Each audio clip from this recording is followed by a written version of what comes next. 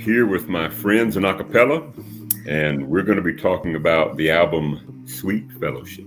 Sweet Fellowship. Is this not a pivotal album? If you can use that word. Major pivot. A seismic shift? Not just in the music, but in lives and families and what happened. Mm-hmm. So let's talk a little background. Hey, first of all, as we're looking back at these different albums, if imitation is the sincerest form of flattery, don't you think that this album is the most covered of any of the collection of songs you guys have done? In multiple languages. Why is it? Why is this one the one out of all the albums we've recorded? I personally think it was because of the focus on simple 4-part harmony, and yet everyone had their own standout part. It wasn't your average 4-part. Let's all sing something off the lead line and make it a quartet kind of thing. It was 4 individual parts that formed a whole. And it was unique and different, and it had of course, the sound was real different too from one album to the next. Big change, and we'll get into that. But I think it just appealed to people and lots of groups out there. You still hear groups. I mean, almost weekly, I get a new Brazilian quartet sending me a cover of Sweet Fellowship or Now to Him or something. Really, really cool. A bunch of great, catchy, sing-alongable melodies. And that makes it appealing too. So, but anybody could be on vacation in the car and say, "Hey, you sing this and you sing that," and you can do that without having to put 8 voices together and have sheet music. And but I love hearing people sing these songs, and it just brings a smile to my face. Let's catch up first on what was happening before Sweet Fellowship and leading up to this time. And we'll start with Rodney. Rodney, you had been in the group for what, 3 years at this point? Yeah, I think it was about 3 years. And the last 2 of those years, it was just me and you, the 2 of us singing with tracks. And then, as we have discussed earlier, that we formed the vocal band who kind of stood in behind us. So what had been happening up until this point now was a radical change, and for the better, I would say. Well, with AVB, I mean, there were 7 of us on stage, but I really was overtaxing my voice. I can see clearly now in hindsight, I was teaching everybody, AVB and everyone, the parts by. I know where you're going, Mo. Yeah, sorry, I couldn't help it. He said the line. Exactly. And then, let's see. And then I was booking the group. So I was on the phone constantly calling, trying to get us dates for the tours. So I was using my voice on the phone. And then during the concerts, I was singing the lead. Of course, Rodney was singing very hard and heavy as well. But then I was emceeing a lot. And then after the concerts, you guys realize this, some of the hardest things on your voice are the ambient noise in the foyer, where you're trying to talk above speaking over the crowd. You've been in a restaurant where your voice is you're having to almost shout to someone that's right next to you because the music and the ambient noises. Long story short, we were in Rodney, was it Michigan, Flint, Michigan, when my voice left the auditorium. Like Elvis. That really happened. Yeah, that's where I was born, matter of fact, Flint, Michigan. Wow. And Rodney's fault? That's, put a little hex on him. One of our original jokes was when Rodney was born, the doctor spanked him on the behind and he went, but we were in Flint, Michigan, and my voice just left right in the middle of a concert. Yeah. How embarrassing. Fortunately, we had AVB backing us up then, Rodney, and I think Brett Testerman stepped up, and for a couple of concerts, several concerts, they stepped up, and you guys had to do it without me. So that was a really challenging time. And anyway, I'll make this short. it was during that time where I had severe laryngitis and went to the doctor, and he prescribed silence for a long time. And Sharon was happy about that. I would write with a note and did some self-examination and say, well, I just can't do everything. So what should I give up? And that's where I started thinking, well, maybe I should focus on producing and songwriting or managing and get into that vein and replace myself. Because I know we've got a great bass and a vocal band. But that's kind of what led to this configuration. Mo, how many times did I try to get you to 3 in some form or fashion? 3. Oh yeah. The first time I was a junior in college, and you came through with His Image to Lubbock Christian College, and of course you were always, had your eye out for young talent, and talking to people, everywhere you went. Who do you know? Who do you know? Somehow you got my name and found me backstage after a concert in June of my junior year, and we got to talking, and you said, I got this idea. I want to form a backup group. I'm going to call it Acappella Vocal Band. I'm going to have 10, maybe 12 different guys, and we're going to sing. They're going to sing the drums, the horns, everything, the flutes, and you named all these different instrument parts. I said, Keith, that sounds great. Because I knew that I wanted to be part of a ministry like that. George, that sounded like something I would have tried to think. That would have scared me too. So I said, yeah, that sounds great. But of course, I'm engaged. And man, you said, oh, okay. Boom, you were gone. Later. Later. Hey, See you later. limited seating at that time. Limited seating. Of course, I didn't marry her, so it came back around. I graduated college and had already taught for a year in the thriving metropolis of Crane, Texas, and you contacted me like it was April, I believe, of that year, and told me that you were having problems again, and not again, but you're having problems, and you. No. I'll back up. You were looking for a tenor and a road manager for AVB. That's what it was. And again, I said I was very interested, and so I met you at Encounter, and we talked about it. But I had already promised my school board I was coming back. I promised the local church I was coming back, and I felt I couldn't really. So that was the second time you turned. That's the second time. So I left you a note. I didn't even tell you. I just left you a note on the door, and that I couldn't. I'm still crying over that. I thought that's the end of that, and then almost a year later, before it was time to sign the commitment papers, you called and said that you're making a change. And this time it was for Acappella. And so I flew up on spring break, and we basically just sat around and ate a lot of food and played instruments and joked around a lot. I sang a little bit, but not much, and went from there. Wow. So you basically were playing the game and holding out for the best situation. Is what it boiled down I to. said yes early. Lots of instruments, AVB. I mean, Yeah. I could have been Brett Testament, and I never would have sang with you guys. Wow. Brett has a phenomenal voice. He does. He's amazing. So George, the first time you heard the group was in California, where you were living. Yes. Well, actually, a friend, I think, do I remember it correctly? A friend twisted your arm to get you to come to one of our concerts. This is what he did. He came to my house. He was a police officer. And he came to my house, and we were eating and talking. And he said, I got this video I want to show you. And he showed me the video of Acapella's, the video you guys had just completed.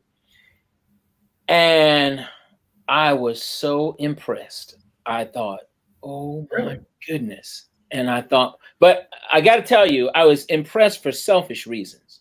I was not impressed because I was thinking, I want to be a part of that. Because I hadn't even heard the music yet. I was just impressed because I was thinking, there are some people doing what I've been dreaming about. And I thought, I got to find out how he did this. So sure enough, I go to the concert, and I have no point of reference except that video.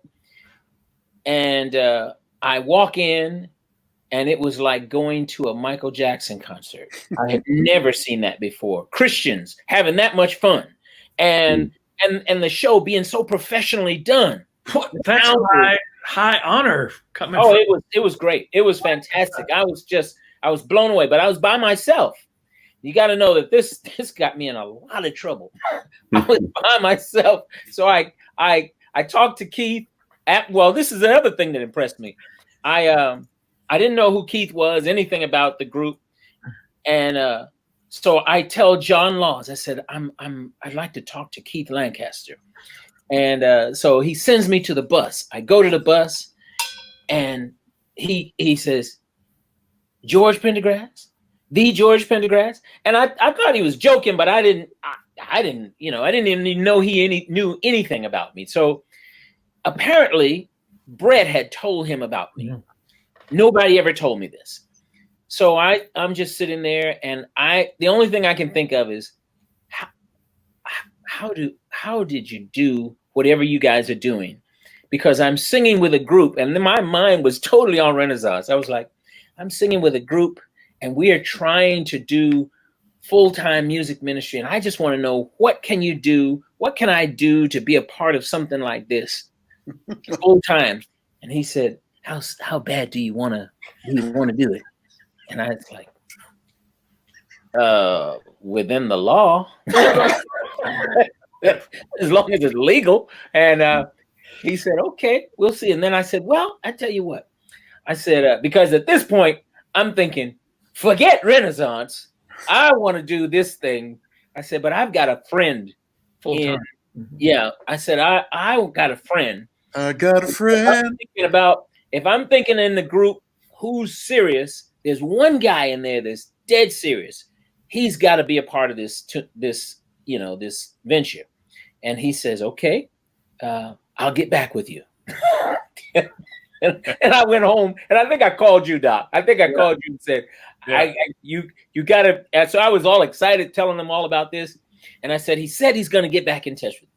And sure enough, that's when all the trouble started. I went home and I told my wife, I said, honey, I've seen it. They're doing what I've been dreaming about. And she goes, what's that? I said, full-time music ministry. She said, what? Are you out of your mind? She said, you got 2 degrees and you're a minister and you want to do what? And it just went from bad to worse. It just was terrible. It just didn't go that well. And I was thinking, oh my gosh, this is not good. And sure enough, you guys were in Longview again before you left California. And when I went to Longview, I took Pam with me, and she saw it herself. And she started crying, and she said, I see it. I see it. And that was it. That was it.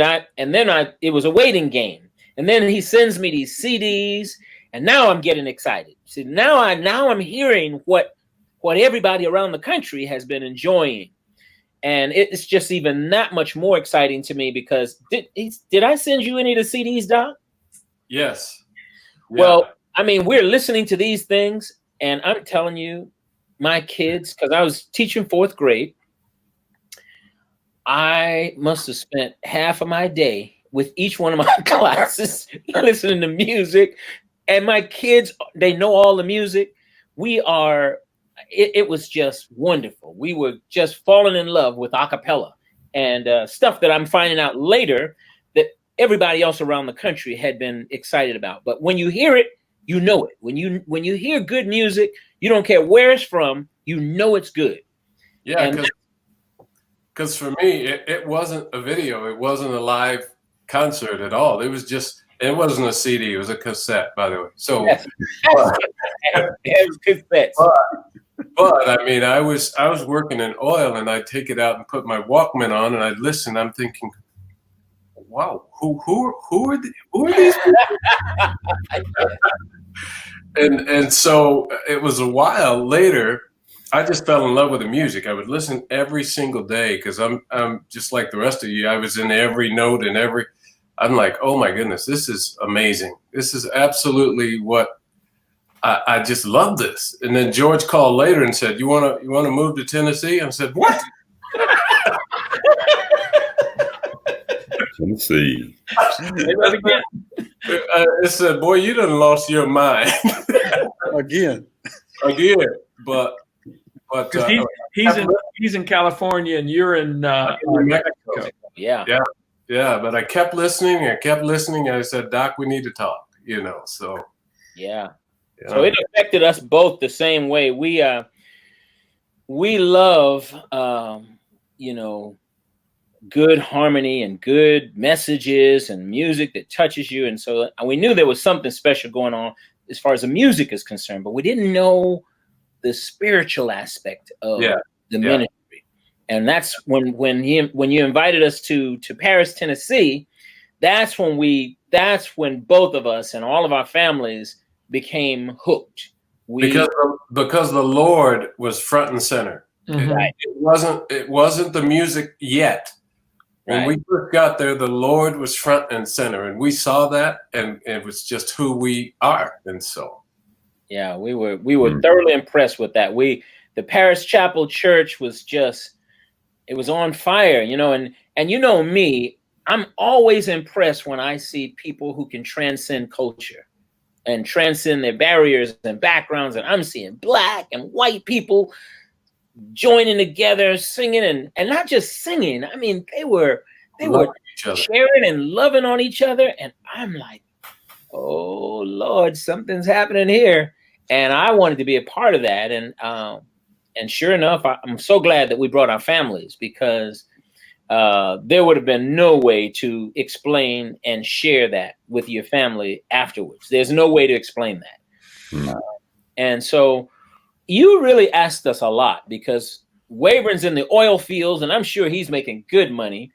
I'm teaching and preaching, making just a small living. But in California, you have to work 2 and 3 jobs. My wife is working another job. So we've got 3 jobs amongst us, and we're just making ends meet. But, in a normal city, that would have been, I guess, enough. But so then he asked us to come to Tennessee, and we're looking at the cost of living and what we would possibly make. And I thought, oh, the Lord will have to be in this one. And sure enough, but it was so appealing. It was such a strong spiritual pulling that it just superseded all my fears about finances. And I thought, we got to go. It's time to go. And so that's why we had so many people, especially us. We had so many people going, you what? You leave it? Oh, you're going to starve. Oh, it'll be horrible. It'll be the worst thing you've ever done. Don't do it. And I never, this is a bad part of my character, but I may as well confess it. Whenever people tell me what I can't do, it's the worst thing in the world, because that's why I went to Lubbock. Somebody told me, don't ever go out there. They hate black people. You'll never make it. And I'm thinking, you don't know my God. You just don't know him. Exactly. And so when that happened, my friends are going, don't do it. Don't do it. It's Paris, Tennessee. I never even heard of that. I thought, it's time to go. It's time to go. And sure enough, my wife, she didn't fight me. She felt good about what we were doing. A little nervous, but she trusted me, and it was the best thing. When I first heard the group, it was Rodney and Keith. I thought, there's no way a human being can sing. It's just simply not possible. I've not seen it, so it's not possible. Really? I had not heard anybody sing that song. I hadn't. And I've heard a lot of singers. But I had been around a couple of good singers up until the time that you guys joined. But I'm telling you, what a blessing God just kissed your voices. George, Wayburn, Gary. I was telling Keith earlier that growing up, I always had a low voice, even when I was a kid in elementary school. So I thought it was a curse. I got made fun of. I got called a lurch, from the Addams family, and they were always wanting me to do, say weird things with this low voice. And so I always wanted to, to sing the lead, to sing the high tenor. And being a child of the 70s, all the rock bands, screaming tenors, that's what I wanted to sing. and then you guys come into the group, and the soulfulness and the high notes. I was jealous, man. I'm telling you. I thought, man, that's what I want. I want some of what these guys have. But as you know, it takes all of us to make a group. Yeah. You got to have it all. So, and even to this day, when I go back and listen to some of these old songs, listen to Traveling Shoes, I just feel so blessed to have been able to work with you guys. I remember our first concert. Yeah, I mentioned this on the last one, the last album we talked about. But our first concert was at the Grand Ole Opry stage for a big youth rally in Nashville, and no one really knew that the change had happened. And so they introduced Acappella. It was, and the crowd went nuts. And out walks George, and it's kind of like, huh? Because I feel good. And then out came Wayburn. And that was me. I was second. Yeah. And it was more like, and then the crowd starts getting kind of quiet. Then comes Wayburn, and they're all looking in total confusion, and no one knows what's happening. And then Rodney walks out, and the roof about falls. The place goes nuts. Yeah, it was a great, but that was a gutsy move, Keith. That was gutsy. Yeah. Because we didn't. I don't remember us going through any major explanations as to how all this. We just, our music said it all. We did it, and but it worked. It worked. I mean, one of my best friends in the world right now is a guy that had that same kind of reaction when we first came out. Ricky Martin. He was not happy. he went as far as go, where's Keith and Rodney? And who are the two black guys? I want the two white guys. And, we laugh about that today. We just crack up about it. But he said he waited, and by the end of the concert, we had won him over. And so, I think that happened for a lot of people. We had a major. I know this is not what we're supposed to be talking about, but I just believe that just like our music won people over, just like it was hard to transition, it wasn't anything people were used to. That cultural change was something people had to get used to, but it worked. I just believe that if people spend time with one another, if they just get a chance to hear and listen long enough to each other's heart and listen to their story, there's all kind of stuff that happens. And I'm telling you, that was the best social, it wasn't an experiment, but that was just the best thing that could have happened to us. Not even counting the music, just our lives that were intermingled together for 7 years, and children. Yes, and children, and it's just, it was wonderful. I cannot say enough good things about it. It's the way the church is supposed to be, and you guys totally transformed the group for good. Well, tell me about what it's like to move from Los Angeles and Lubbock and New Mexico to my hometown. I love my hometown of Paris, Tennessee, but it's quite different from Los Angeles. What was it like becoming a resident of Paris, Tennessee? Well, if you know, I'll just start with me. I'm originally from New York City, so a lot of my background has always been in the cities. Yeah. And then coming to Paris, Tennessee, strangely enough, this was an answer to my prayer. I didn't realize that because I had had enough of cities. And by the time I was in Los Angeles, I was really hating, city life because although I love the ocean and I love the beauty of that, but I love the outdoors and I love the beauty of nature. And here I am in the middle of the most pristine, how would you describe it? It's just all beauty, greenery, and I had spent time in Lubbock, so I was thrilled with being back in greenery. Trees, and lakes, and lots of, and the people are as nice as, scary nice. Where I had come from, it was like, like on Fridays when we went to get our check or went to cash your check, you waited in a long line around the block sometimes. And when you got in, you were just another number. Please move. Don't talk. Don't look at anybody. It was just that kind of environment that I had been used to. Get to Paris, Tennessee. Not only are there no lines, you go in the bank and they actually know your name. And they're talking about, hey, how you doing? And it was surreal. The whole time I was in shock most of the time. So I remember once we did the Acappella video, the first one. Not the first one, but the one that we did, Good Living.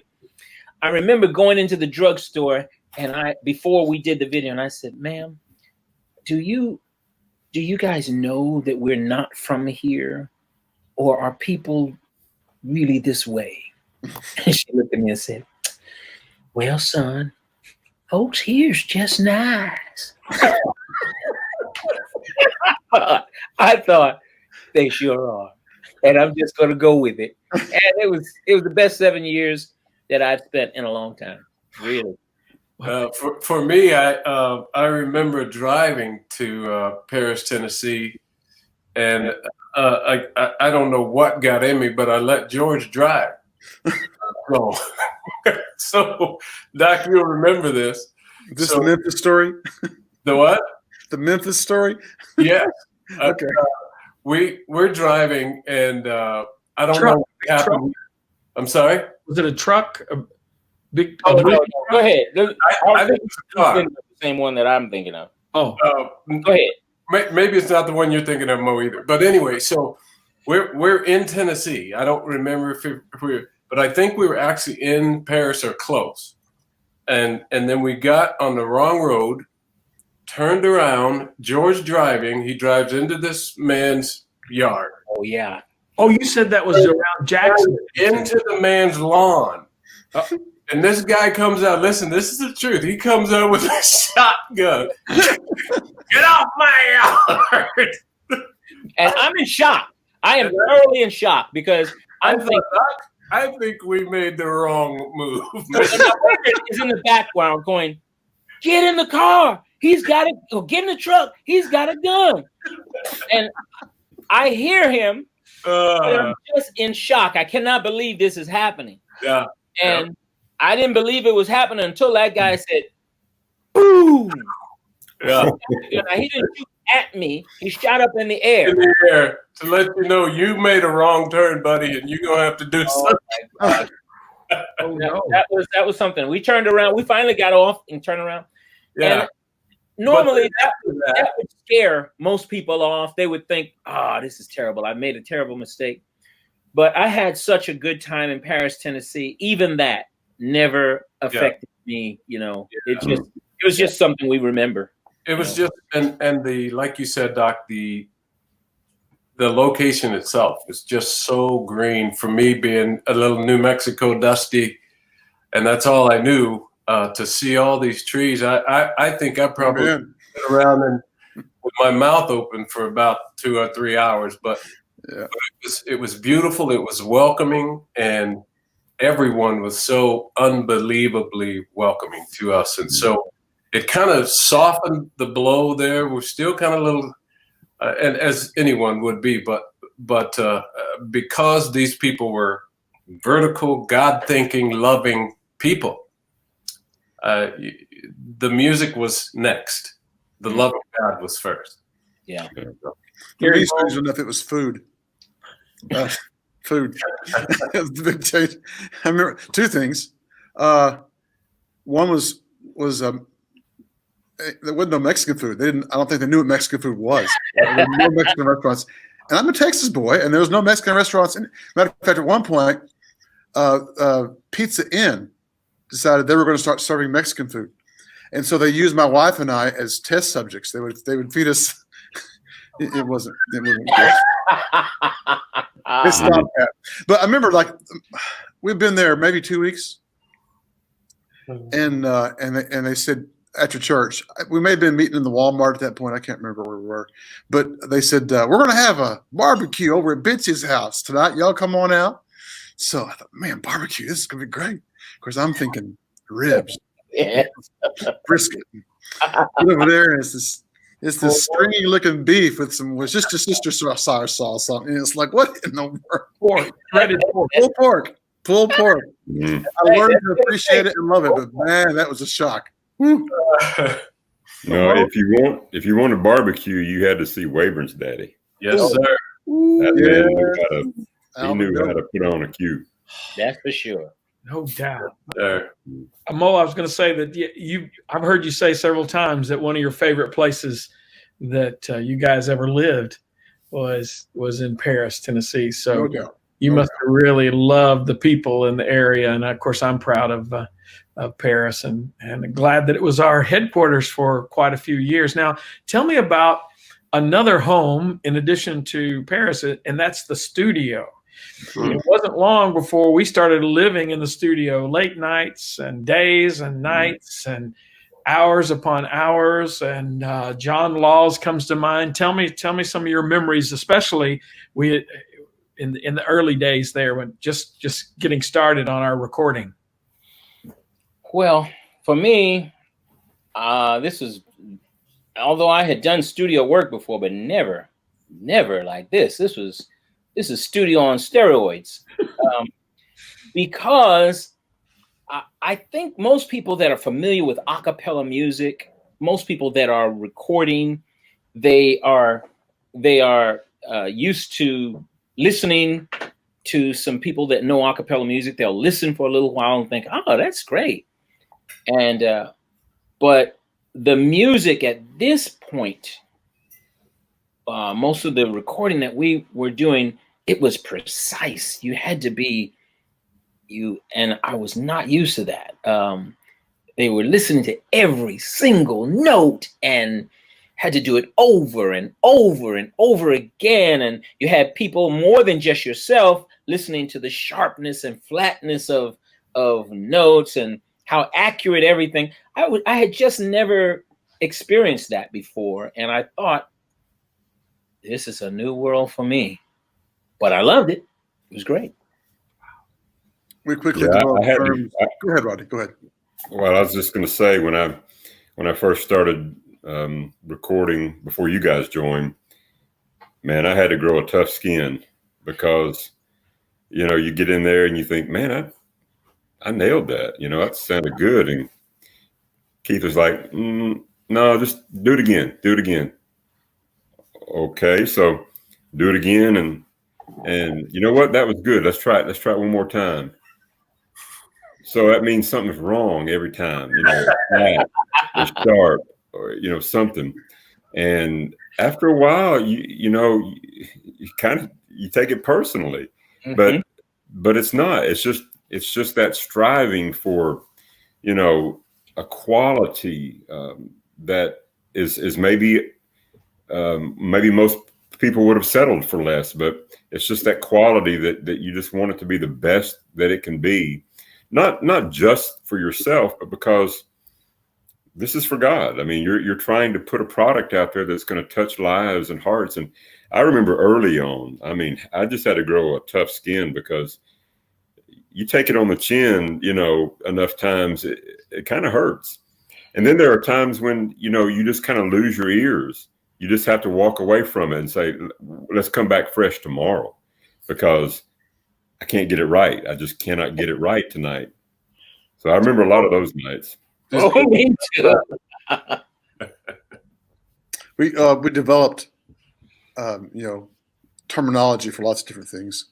One of them was the line studio position, which was any vertical, any horizontal space available where we would lay down and get a couple of minutes of shut eye. It was very common to see, with the four of us, had four mics set up in the room in the big studio A. Whoever's turn it was, the other three were laying out flat in the studio, watching the person recording, or maybe on one of the couches in the control room. But we spent a lot of time laying down trying to catch up from our sleep we were missing, because there was many, many, many hours in there.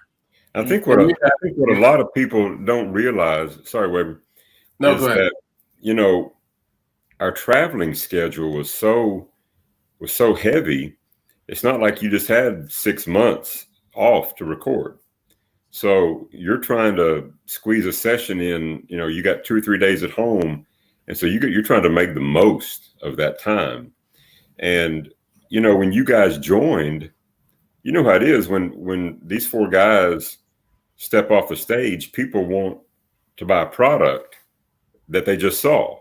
Mm-hmm. And so we needed a new album with you guys on it. People were still buying, the old stuff that Keith and I had done, and even his image, but they wanted Gary, they wanted Wayburn, they wanted George, they wanted Rodney, they wanted the configuration that they had just seen. So it was really, imperative that we crank out an album as soon as. How long was it? I know I reported. I was the last one to get there of our crew, and I came on June 6th of '88. How long was it before Sweet Fellowship came out? Was that October? It was either end of the year, even almost pushing 89. Really late, I think. Yeah. I guess we slept too much in the studio. Yeah, I mean, you really had to love your craft, or you would have walked away. You really have to love music. You have to love what you're singing about and the purpose of what you're doing. Otherwise, you just simply wouldn't make those kind of hours. It was tough. It was tough, and it was a learning curve, I think, for most of us, with exception of Rodney. You'd been doing it for a while, but it was a learning curve. The studio was for us, and and like Doc said, not only did you have to do it perfect one time, you had to do it like 3 or 4 times the same thing, and this thing called doubling. I'm like, what? But yeah, it's a beautiful thing, really, when you think about how you have to commit and give yourself to that thing that you really love. And that made sense as to why we were able to move to Tennessee at that point. But with all the families and all the people involved in such a large transition from just Rodney and me on the as far as being a cappella, and now we've got that many more people, including ABB. You guys, you had to be on the road in order to sustain the ministry. Yet, when you had time, a few days at home to wash clothes and rest, it was studio time. Time. Did you put more time in together on these first albums, like this very first album, than later on? Several albums later, it was easier to just say, "Hey, Mo, come in and make an appointment and do your part." The way you read of the Beatles doing that later on in their lifespan, where George or one would just come in by himself and do things, even though it was a band. For the first album and a half, 2 albums, you were there for everything. Yeah, and you needed to be, because and you needed us all there at that point, because you were hearing things at this moment and you thought, well, maybe this voice will do good here. And we're all learning at this point. And George, you try this. Doc, you try. Gary, you try this. And I think it was great that we were all there and accessible for the sound of. We didn't have our studio ears yet. That took a while to get. The studio is the great Equalizer. educator. It improves anyone as a singer, as a musician, working in the studio, Or not. or not. Right? Exactly. Yeah. Yeah. It was a challenge to your ego. If you say we're a decent singer and you come into the studio, it was a very big challenge to take you down a peg, to help you to realize no matter how good you think you are not used to this. You don't know this yet. And boy, those times were really very challenging to me. Those times where John Laws would go, "It's going to be great. Let's take a little time and go home and think about it." I was like, "Oh my goodness!" And but that's what everybody needs. That's what. And that was remember that was the early days, and the wonderful tender John Laws. Later on, it was you frat. You frat. Yeah, they were kind to us. They really were. I mean, we learned so many things in such an interesting setting, but we also learned a lot about one another because we were spending so much time together in the studio and on the road together. That was a great opportunity for us to learn, and we just had lots of fun. We developed new language, conversations. I don't know. I look back on it. I'm not sure how you three did it,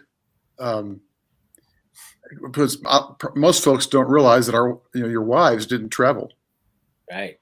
And so when we come home, they're ready to see you, and then you take off to the studio. That must have been hard. Yeah, that was challenging. That was challenging. Yeah. Of course, I was free. I was single. I was free. I could do anything I wanted to, except eat Mexican food. Traveling. The families did start traveling. Yeah. Oh, yeah. Certainly. Yeah. After a period of time. Yeah. But that first year,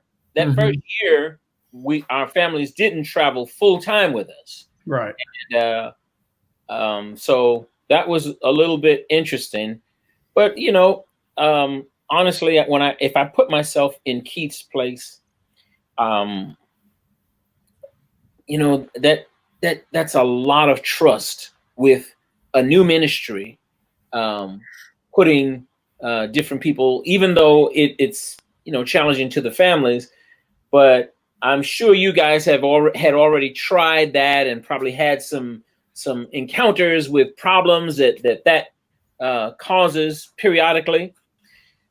But that's a lot of trust to take your whole ministry, your whole lifestyle, and trust it to people that you don't even really know that well, and their families and the children. So that could have, I can see that you had to develop an understanding as to who we were, what, our level of maturity, how we would get along, and it worked out. It was just a little challenging at first. And we bonded. The four of us bonded quickly, which right. may not have happened had the wives been there. I don't know. Well, Wayburn really nailed it earlier on when he said it was God was in the middle of it all. And, I didn't know you guys from Adam. Keith and I have been working for 3 years together, but we really gelled quickly. I mean, there was a love there that I think because of the music, but something about being in Christ, being in the same body, just accelerated those relationships. I can't explain it except that way, that the Spirit of God really, was the glue and really accelerated, a relationship. In a year, it felt like I'd known you guys for a lot longer than that. And that's because God was, at the center of it all. And I remember being on the road, and I remember going, sometimes we'd go to church, we'd go to Bible classes. I don't know if you guys remember that early on. We'd stop in a Bible class, and we'd all be in the Bible class, and it's kind of echoey in the room, and nobody knows anything about Rodney. He comes in and he says, and everybody jumps. Remember that? I mean, his voice is just so huge in the room. And I just absolutely love that. I just waited for those moments. It's coming any minute. Yeah, it took me a while to get used to that. You know, having somebody that you're that close to, and every time he speaks, you feel it in your chest. Yeah. Man, that's kind of scary. Hey, this is ground zero, man. How do you think it feels right here? It was beautiful, though, man. But I said that because that was critical in terms of our gelling together, is to put the Lord in there and be a part of church. It was amazing. It was amazing. Now, speaking of which, I mean, I think when Rodney left, we had to develop a new gel, a new way of, but your speaking ability, your skill in knowing how to was incredible for us. That was something that we used to sit in awe about. I will never forget that as we traveled on the road, we had all kind of encounters with people trying to write all kind of interesting things about us and storm the stage, take over the stage. And man, we had one of these encounters where we were on stage, and I will never forget that. I will never ever forget that. This brother said something out of line to us on stage or to the people. And are you talking about the time he came on and grabbed a mic? Yes. Oh my God. At the end of the concert. What is it, Matthew 15:18, Matthew 18:15? 18:15, yeah. And oh my goodness, you could have heard a pin drop. You could have heard a pin drop when he quoted the scripture. And I thought to myself, there's no need for argument. Just know the word. And that squelched that brother wanted to slide under a table somewhere. He just went on with the concert, and it was wonderful. But I think about that skill that we were in awe of, and we learned how because it is a skill to talk to people on a regular nightly basis, and that's a gift of yours. And you're very kind, brother. You're very kind. There's few who are able to engage a crowd and to keep the crowd interested and to keep the concert flowing and happy like Rodney. It's an amazing gift. It is much more. Yeah, we learned that quickly. There's so many groups that have great sound. I'll give you one for example. No, I don't want to say their name. Anyway, there are a lot of groups that have great sound, and they're wonderful, but you don't want to hear them talk. You don't want to hear them start talking, and so that's a wonderful skill to have. Not only be able to share. We had a great tool of music and great songs, but to have someone that knows how to connect with an audience, that was amazing. And you need to know that makes a big difference. Big difference. Thank you. You're the Wizard of Iz. I wasn't there. It was a concert at a Coliseum, a civic center. But I was told about this fellow who had a problem with our ministry or our group, and he went on stage and commanded a microphone uninvited and proceeded to give his grievance, which is totally out of place. And I don't know how I would have reacted, Rodney. I mean, because it would be normal for normal people to be angry or upset or react in a similar fashion. But when they said that you, in very calm way, that Jesus said, if your brother sins against you, go and show him his fault just between the two of you. Yeah.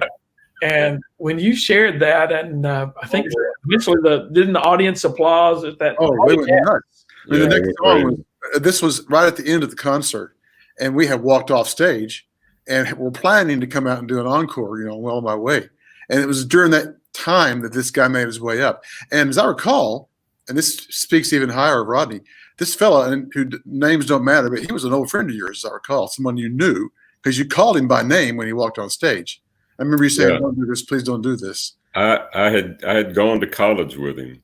Yeah. There in Nashville, so I was aware of it, and I actually even sang with him a little bit. Just they're goofing off there at college. But guys, y'all are being very gracious to me and too much so. But I think what really allowed that to happen is because we had really entered into scripture memorization on the road. And I think one of the very first verses we ever learned was Psalm 119:11. I've hidden your word in my heart that I might not sin against you. And the safest place to be is in the word, the word of God. And really it has the answer for everything. And so I didn't have to think much about it when he came up. After he said what he said, it was just like, the Spirit just came out through the quoting of the word. And so, that's the best way to answer it. Now, I would love to say that in these last 35 or 40 years that I have handled everything with as much grace, but I'm afraid that wouldn't be true. But at least in that moment, I think the Spirit of God really, really helped me as I just quoted the word to him. Well, you guys were talking about how you bonded and how you became brothers, not just acquaintances and work associates. And I think it's serendipitous that this title for this album is called Sweet Fellowship. So let's talk about the very first song on this album, which is Sweet Fellowship. What do you remember about this song?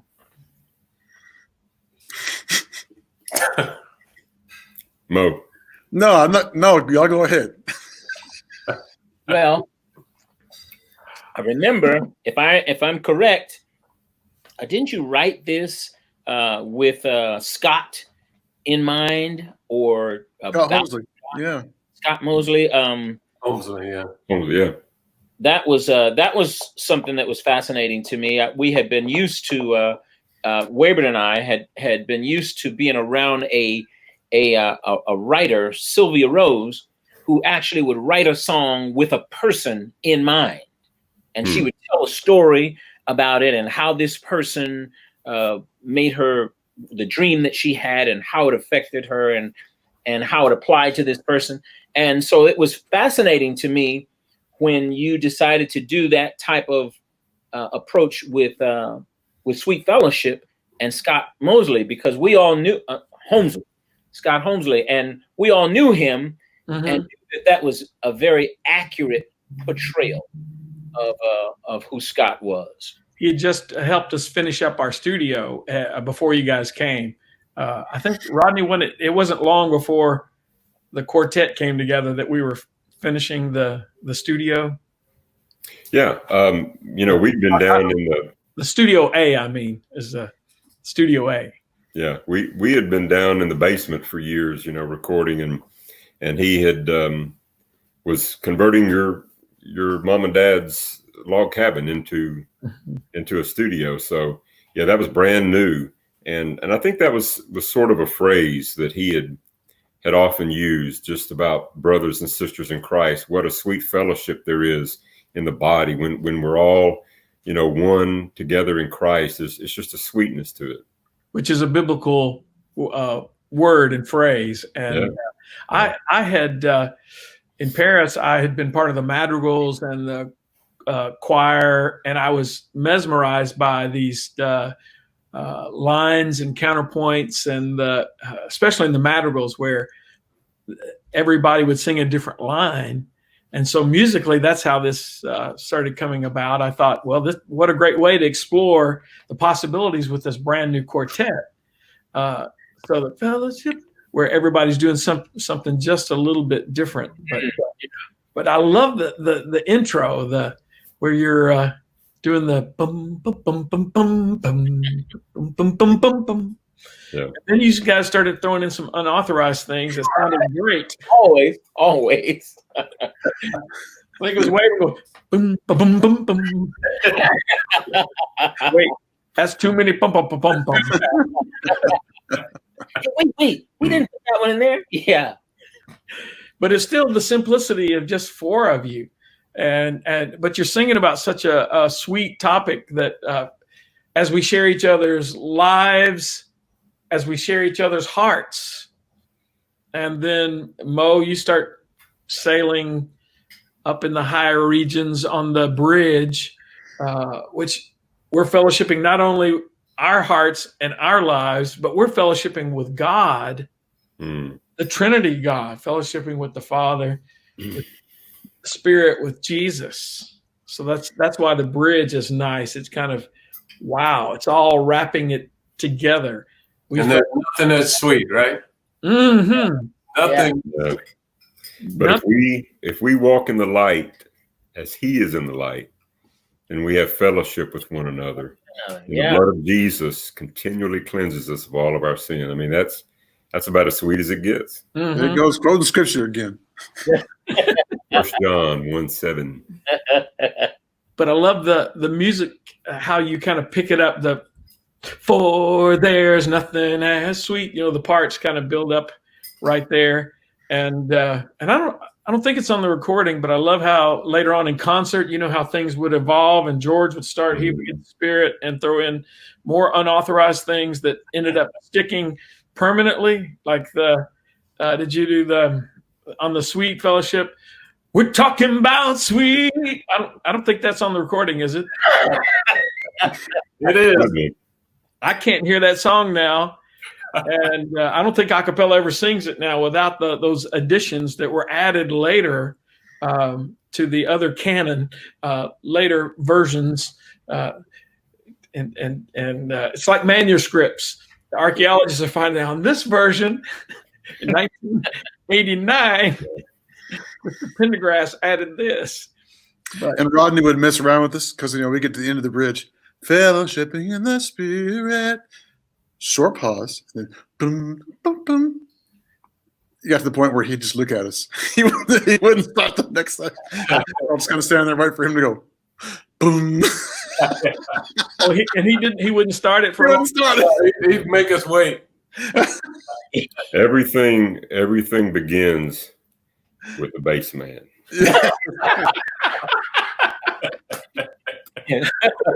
But I have to say, I love that.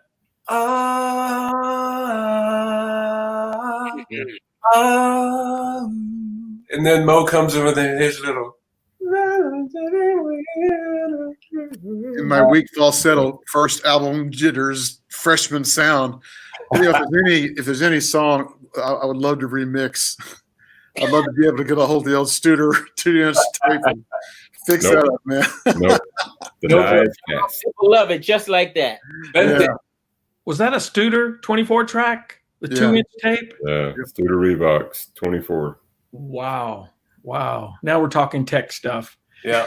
But this was a great way to name the album and to start the album. Let's enjoy Sweet Fellowship.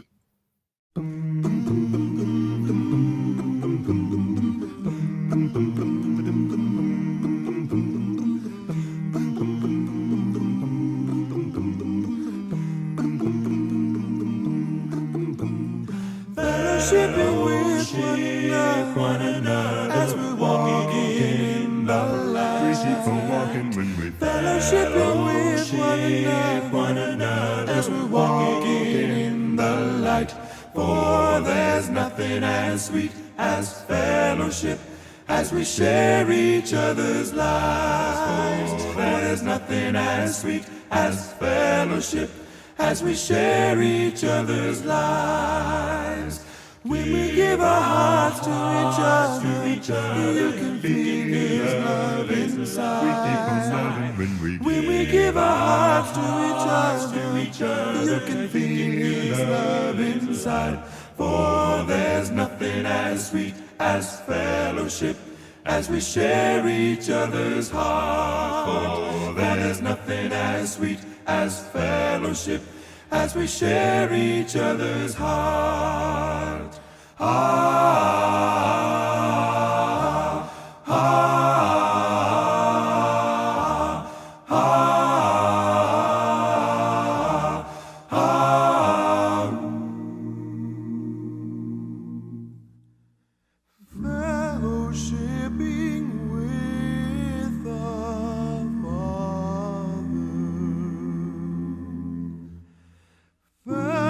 fellowshipping with the Lord, fellowshipping in the Spirit, fellowshipping with the family.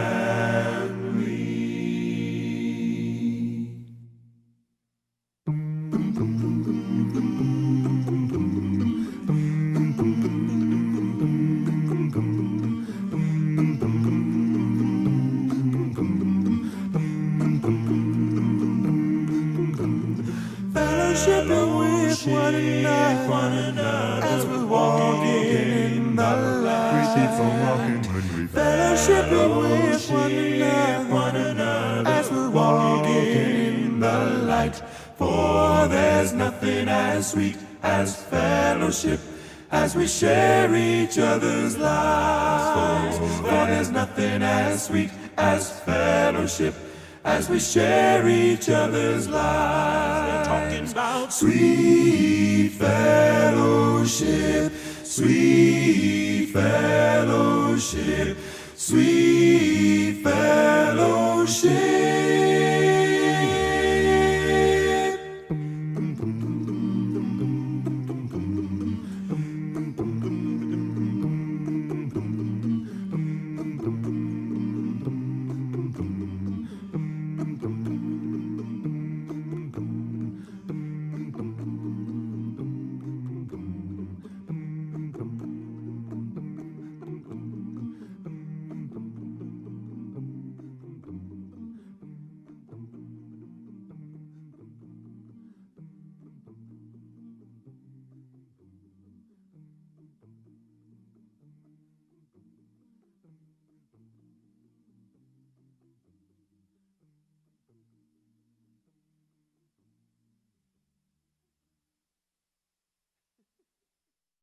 What do you remember about Criminal on the Cross? I remember being moved.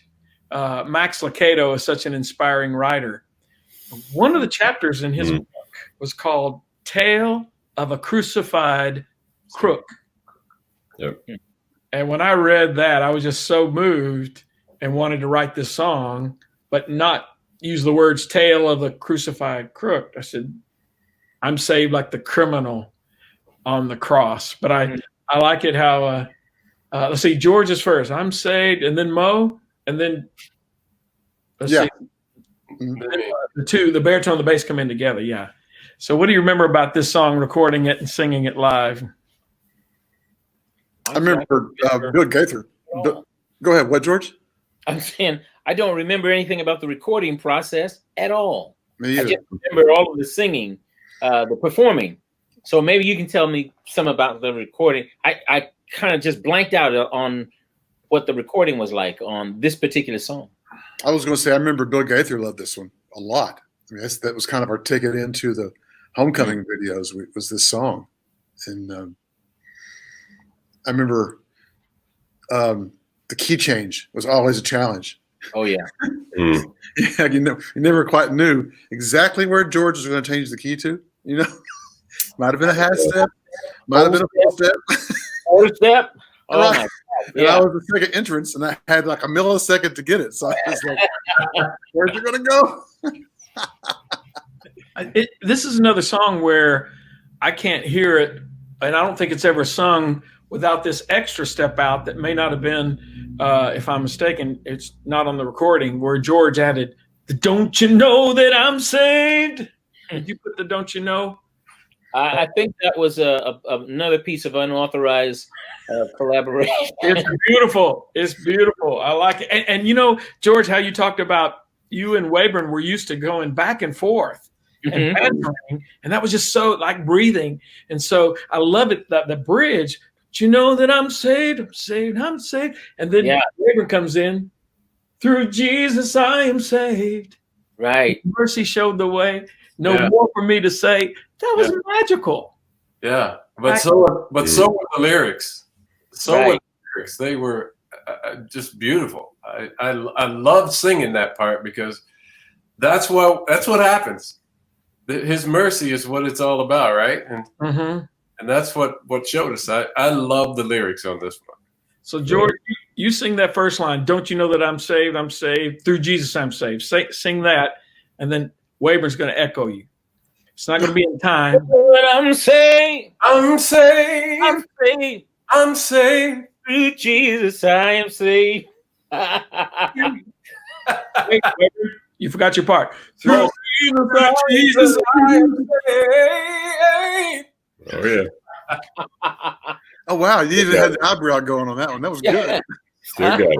And then George would go, "No more for me to say." And then Wayburn, No more for me to say. and he did it differently every concert, right? I still don't remember what I did. That's probably why. How in the world can you do it differently every concert and it still sounds so beautiful? When I try to ad lib, sometimes it goes in truly unauthorized. No, that's not true. But I tell you what, we had a good time exploring. I think not all music lends itself to being able to do a lot with. Some music, it's designed or it's written, and even if you try, you can't change it up much. It's not you don't have the space in the song that gives you the liberty to be able to do some of the things that we were able to do with some of our music. So it has a lot to do with a good song. You know a good song because a good song gives you opportunity to make it your own. And I think this is one of those type of songs, because this song changed a lot from the beginning of when we first learned it to when we started performing it a lot. Like the speed of the song, the additions, the ad-lib additions, all of those. And a lot of that has to do with how you're feeling, how it's making you feel inside. We're doing some interviews with longtime fans and kind of becoming reacquainted with what their favorite songs are. And "Criminal on the Cross" shows up quite frequently as a favorite song. But little do a lot of people realize that song has brought us more trouble and criticism. And the opposite of fans, there are people who just said, "Oh, that song, that's not right. That's not right." Sacrilege. When Right. we wrote it, we were just saying, okay, no one deserves to be saved. No one can earn it. No one's good enough. And if we can agree with that, it doesn't matter whether you're in prison or whether you're the crucified criminal. He didn't deserve it, but God granted him pardon and saved him. I don't deserve it.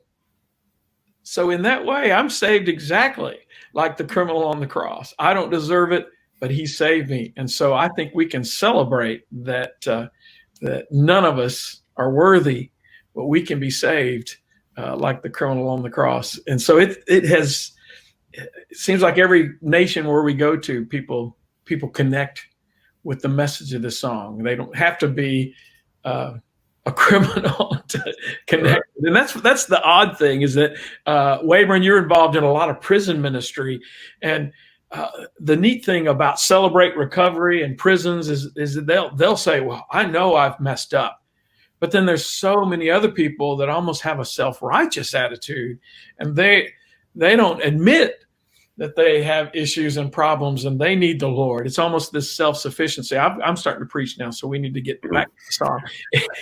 Any other comments on this song? The fact is that if any man or any woman is ever saved, it is by the grace of God. Exactly. And by his grace only. Bingo. So I'm saved. We are saved. Our preacher has a statement that he just made just this week. He says, so this is where we stand, because he was preaching on James. He says, we are saved by grace, judged by our works, but justified by faith. Mm-hmm. It's so true. It's hard for us to grapple with that we literally are saved by grace, and not by righteous things which we have done, but according to his mercy, he saved us through the washing of rebirth and renewal. In the Holy Spirit. That's it. That's it. So all of you preach. Titus 3. Let's listen to Criminal on the Cross.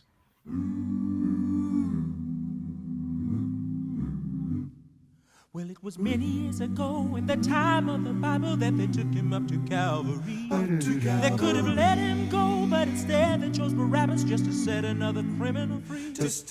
When they crucified the ever-loving King Master with compassion flowing from his eyes, well, he said to a thief who was begging him for mercy that today I live in paradise.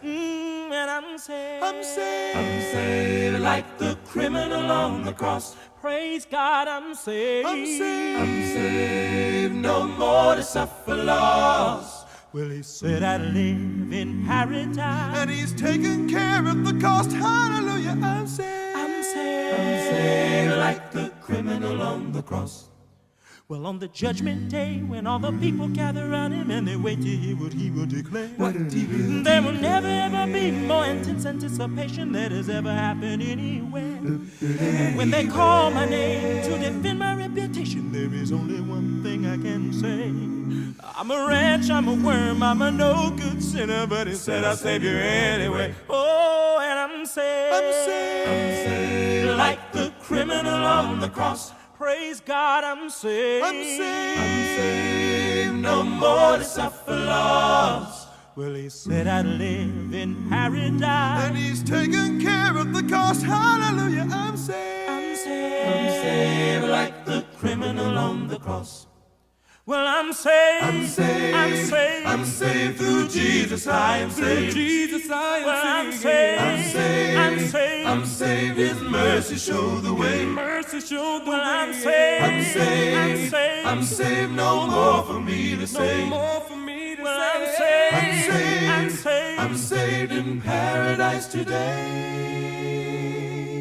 It was many years ago in the time of the Bible that they took him up to Calvary.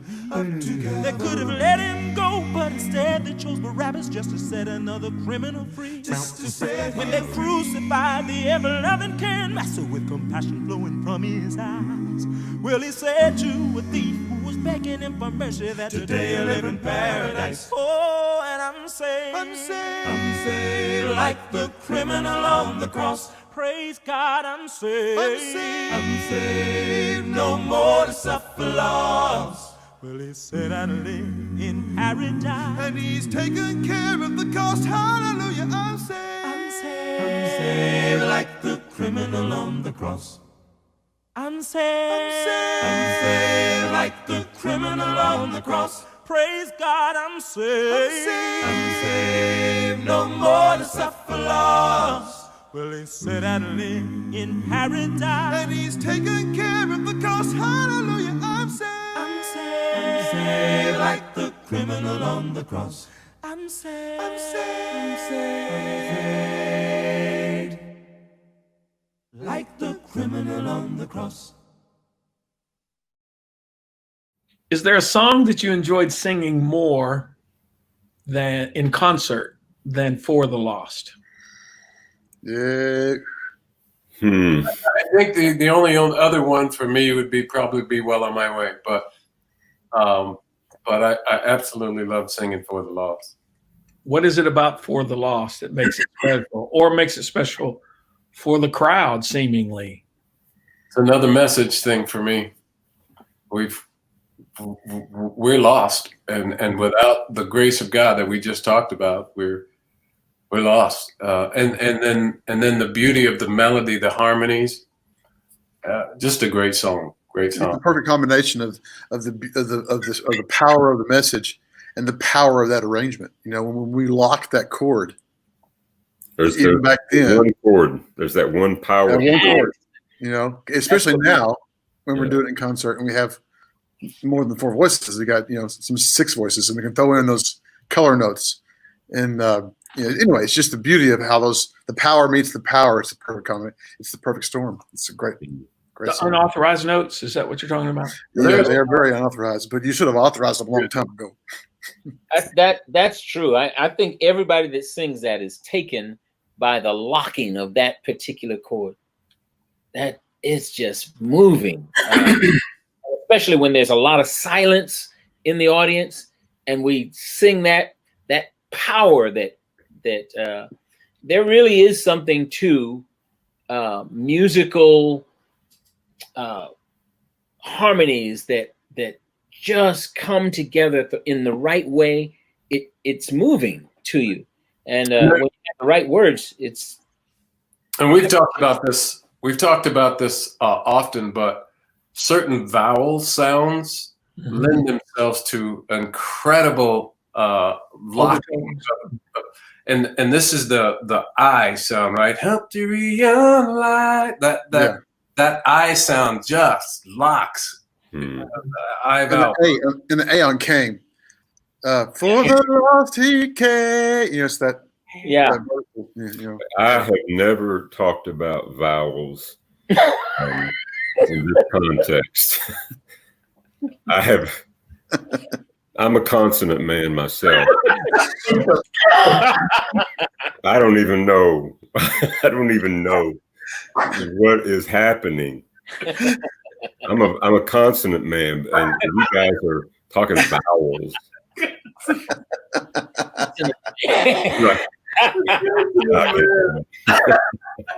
Is there a song about that somewhere?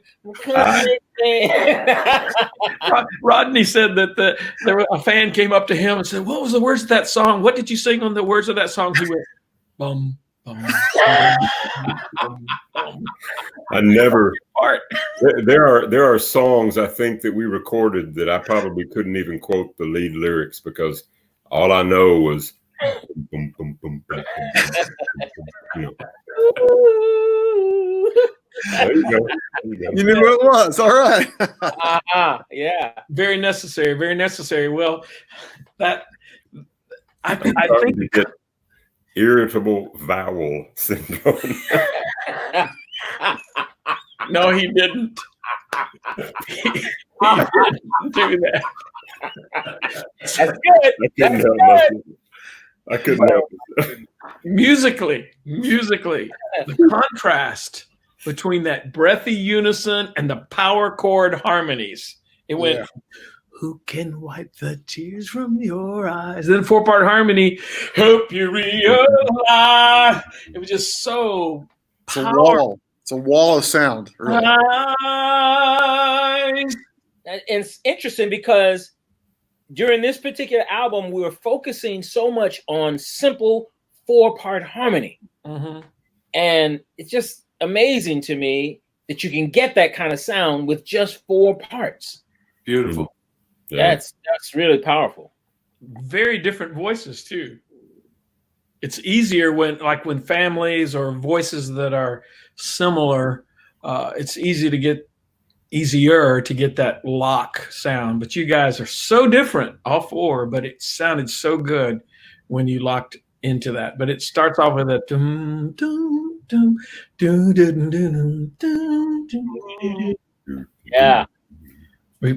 We've got to figure out a way we can do this where we can be synced up, locked up, where we can sing together some of these episodes. Anything else you remember about this song, Luke 19:10, for the Son of Man came to seek to save what was lost. So let's listen to For the Lost.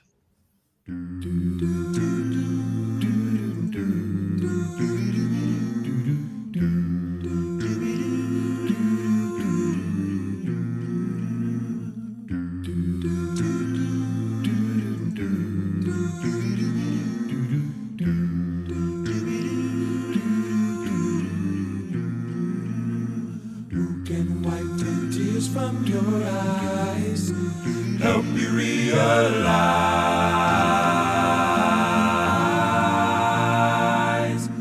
who can take your burdens and cares, ready now to share.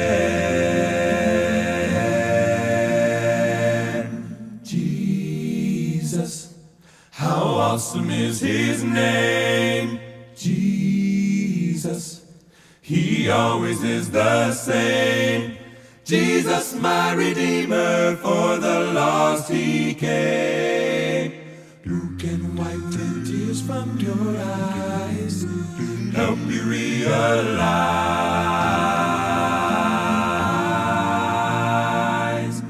Who can take your burdens and cares? Ready now to share.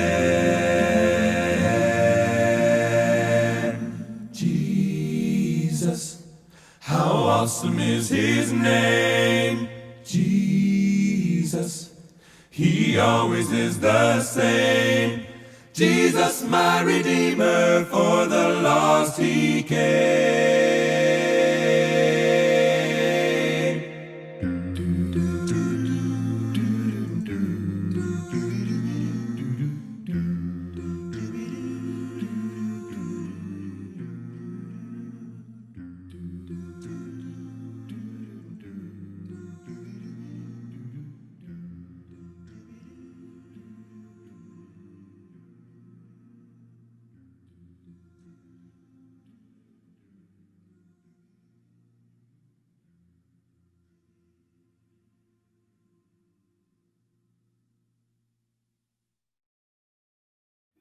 Again, George, you have since the recording added unauthorized runs and lines that are now forever embedded into the performance of that song. Anytime Acappella sings nowadays, we have to add the "I'm talking about Jesus, my Redeemer." I mean, it's not complete without that line. So I'm glad that you've added to. The Bible says you're not supposed to add to or take from, but you added to.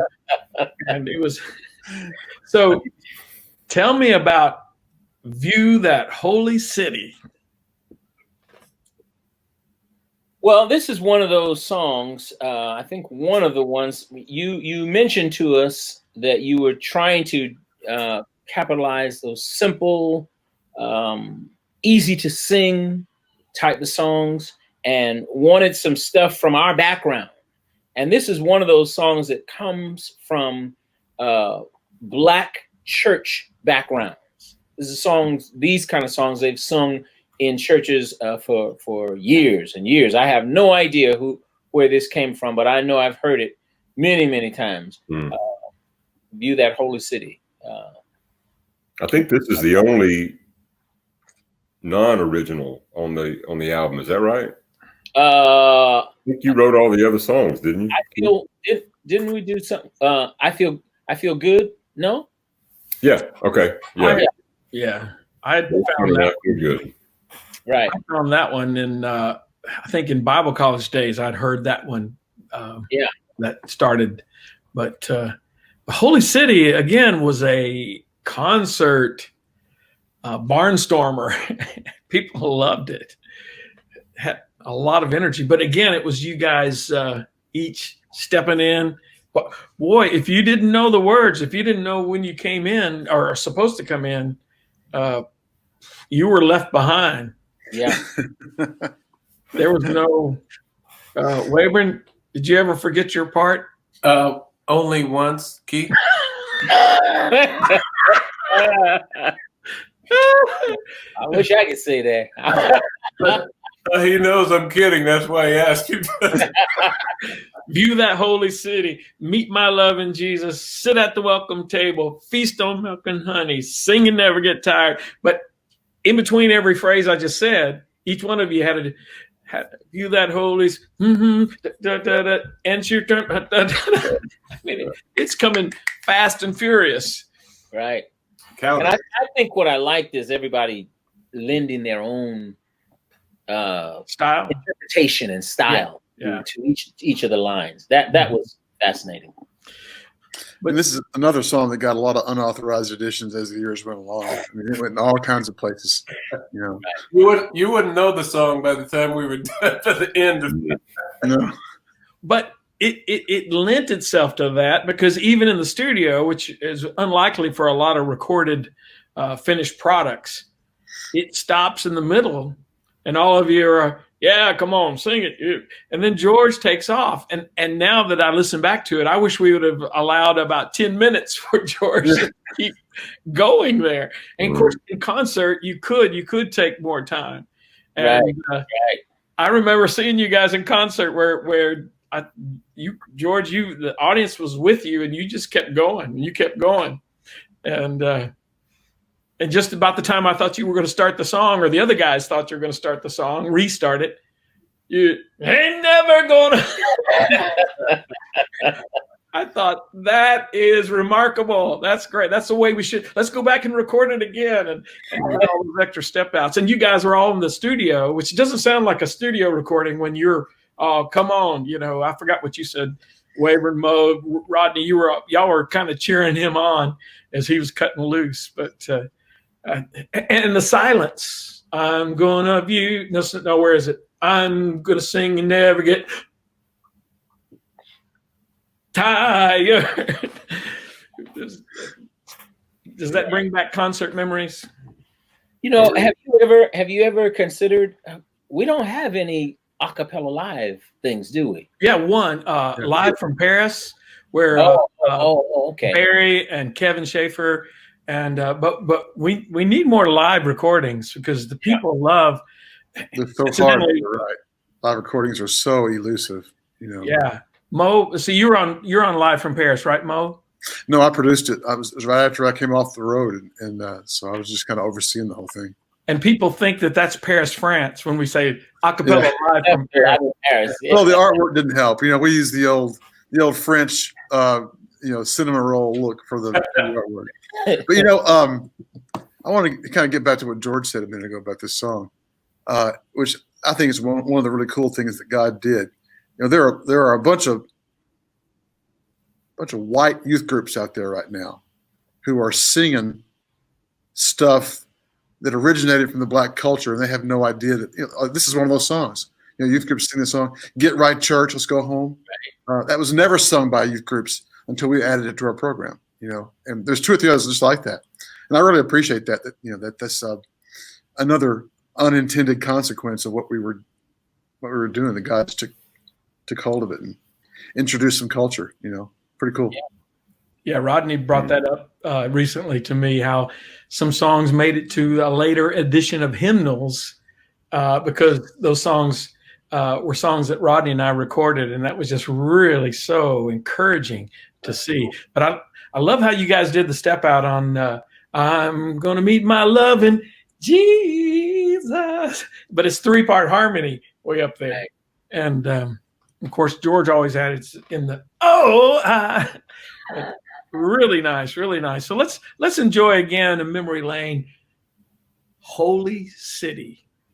You know that I'm gonna view that holy city. Oh, I'm gonna view that holy city one of these days. Hallelujah. I'm gonna view that holy city. I'm gonna view that holy city one of these days. One of these days. You know that I'm gonna meet my love in Jesus. Oh, I'm gonna meet my love in Jesus one of these days. Hallelujah. I'm gonna meet my love in Jesus. I'm gonna view that holy city, and I will meet my love in Jesus one of these days. One of these days. You know that I'm gonna sit at the welcome table. Oh, I'm gonna sit at the welcome table one of these days. Hallelujah. I'm gonna sit at the welcome table. I'm gonna view that holy city, and I will meet my love in Jesus. We're gonna sit at the welcome table one of these days. One of these days. Yes, and I'm gonna feast on milk and honey. Oh, I'm gonna feast on milk and honey one of these days. Hallelujah. I'm gonna feast on milk and honey. I'm gonna view that holy city, and I will meet my love in Jesus. We're gonna sit at the welcome table, and we will feast on milk and honey one of these days. One of these days. You know that one of these days Come on. Up there with my Lord.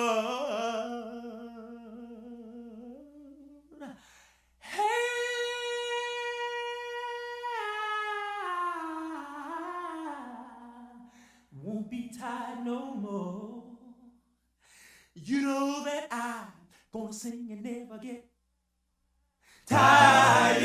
Oh, I'm gonna sing and never get tired one of these days. Hallelujah. I'm gonna sing and never get tired. I'm gonna do that holy sin, and I will meet my loving Jesus. We're gonna sit at the welcome table, and we will feast on milk and honey. Keep singing, singing, never get tired. One of these days, one of these days. You know that I'm gonna view that holy sin.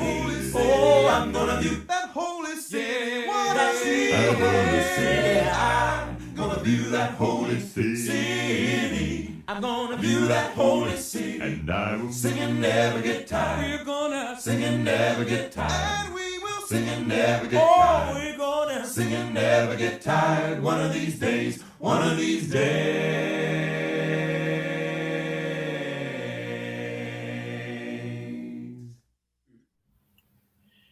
We come to a song that was to become the perennial concert closer. And a lot of people's favorite, Well on My Way. And before you guys start laughing, I'll go ahead and admit we were in Arkansas. Yes. Let me tell it. You tell me if it's correct. We were in Arkansas for a youth rally, and it was an outdoor event, and we were getting the sound put together and ready to go. And I wanted to write a song, so I put some words together, and it really had a country feel. Oh, I can sing it. I'm singing every day, lifting up my Savior who died. And my soul will cry, I'm completely satisfied, all because I'm well on my way. Yeah. Do you have to always put that? What was so bad about that? I thought that was funny. Rail on it is not country. The Savior who died. So I presented to you guys, and I don't know if you said it was unauthorized, but you said it shouldn't be authorized. So I put it in my pocket. I had it written down on paper. I put that in my pocket. And then we went out to the microphones and the sound check, and we're just wanting to test out the subwoofers and the sound. And they weren't ready for the official sound check, but our mics were on. And so you started playing with it. Oh, and then the accent.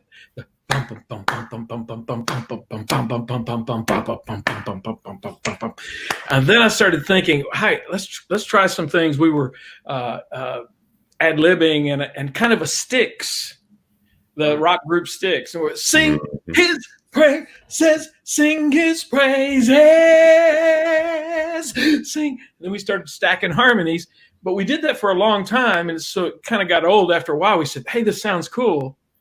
And I remember one of you said, hey, why don't you work on some verses for that? So I walked backstage. I got some somewhere. Reached in my pocket.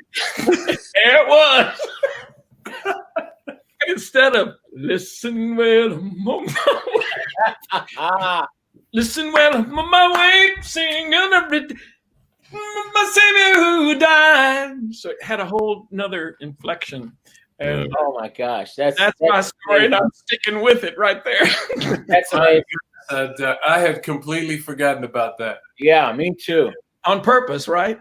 No, I mean that's a great story because it just goes to show how changing the tempo of a song can give a song entirely different life. You know? Yeah. Loved it. Yeah. But the magic of the song, or at least the core of it in the beginning, was the sing is praises, sing his praises.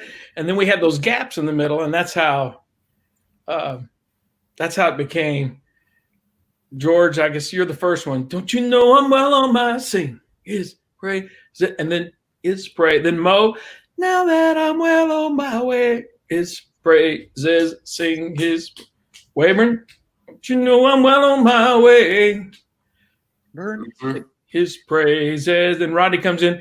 Camino con él. Oh wait, that's the Spanish version. Yeah. Well on my way. Yeah. Wow. How does a song start? I mean, what's the kind of the first thing that we hear? Now that's the bass, right? Yeah.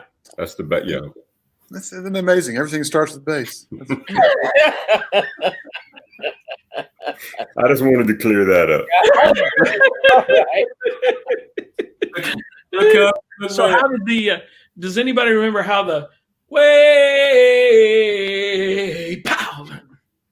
I don't know. I don't remember how it started, but it sure became part of the song and has lived on for generations. You can tell the first time concert attenders, because when everybody else is way, they're going, what is all that? Yeah, they're looking around. What all that? What did I miss? Well, this Is that written down somewhere? This is one of the ones in concert that had, I mean, the audience absolutely loved it because it had audience participation too. So it was the audience would do this. Remember? Yeah, absolutely. Oh, yeah. Yeah. They loved it. They loved it. Wayburn came over to me one time. I was on stage, and you go, way, bow. Oh, we did it forever after that. Yeah. What a fun song. Anything else you remember about Well on My Way, other than how long until it became the closer, at least the first closer of a concert? Quick. I mean, as soon as the album came out, that was it, wasn't it? Yeah. So that. I remember the end. We had to. What was it? The way. We had to point. The way. Count to 8, and all lower our hands together at the same time. That's our only little bit of organized choreography for the entire show. Yeah. So what happens is that you get people really going. It's a real driving type song, and so people just naturally get up on their feet. I mean, it's just one of those songs that gets people out of the seat and on their feet, and you use this as your closer so that it ensures that every concert ends with a standing ovation. That's good. That's really good. Guys, think. I never thought about that. Wow. Brilliant, Keith. Brilliant. Let's relive it again. Well on My Way.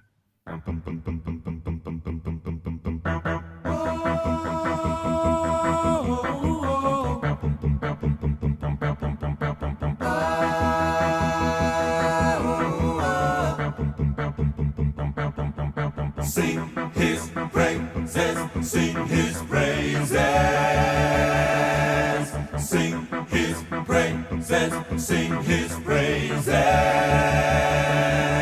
Sing his praises, sing his praises. Sing his praises, sing his praises.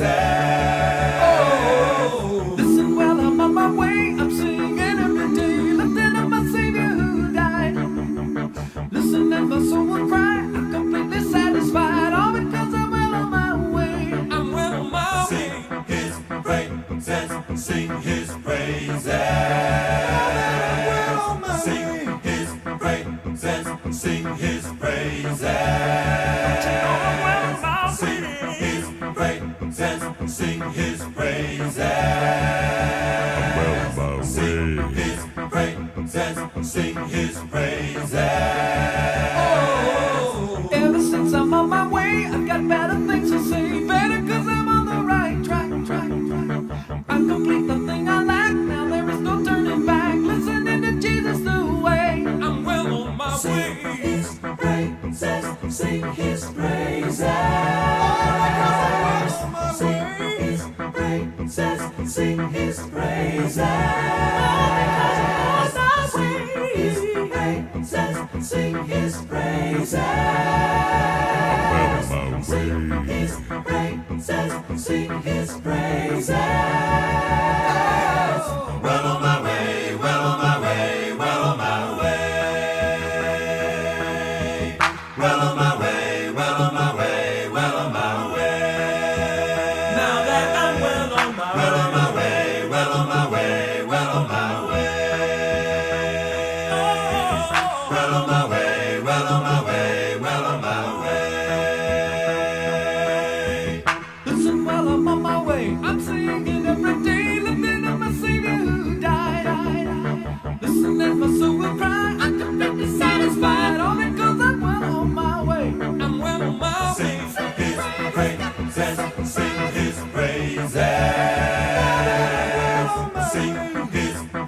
praises, sing his praises.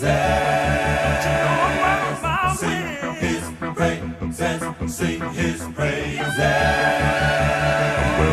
Sing his praises, sing his praises. Oh, well on my way, well on my way, well on my way. Well on my way, well on my way, well on my way. Hey, now that I'm well on my way, well on my way, well on my way, well on my way. On my way. Well on my way, well on my way, well on my way.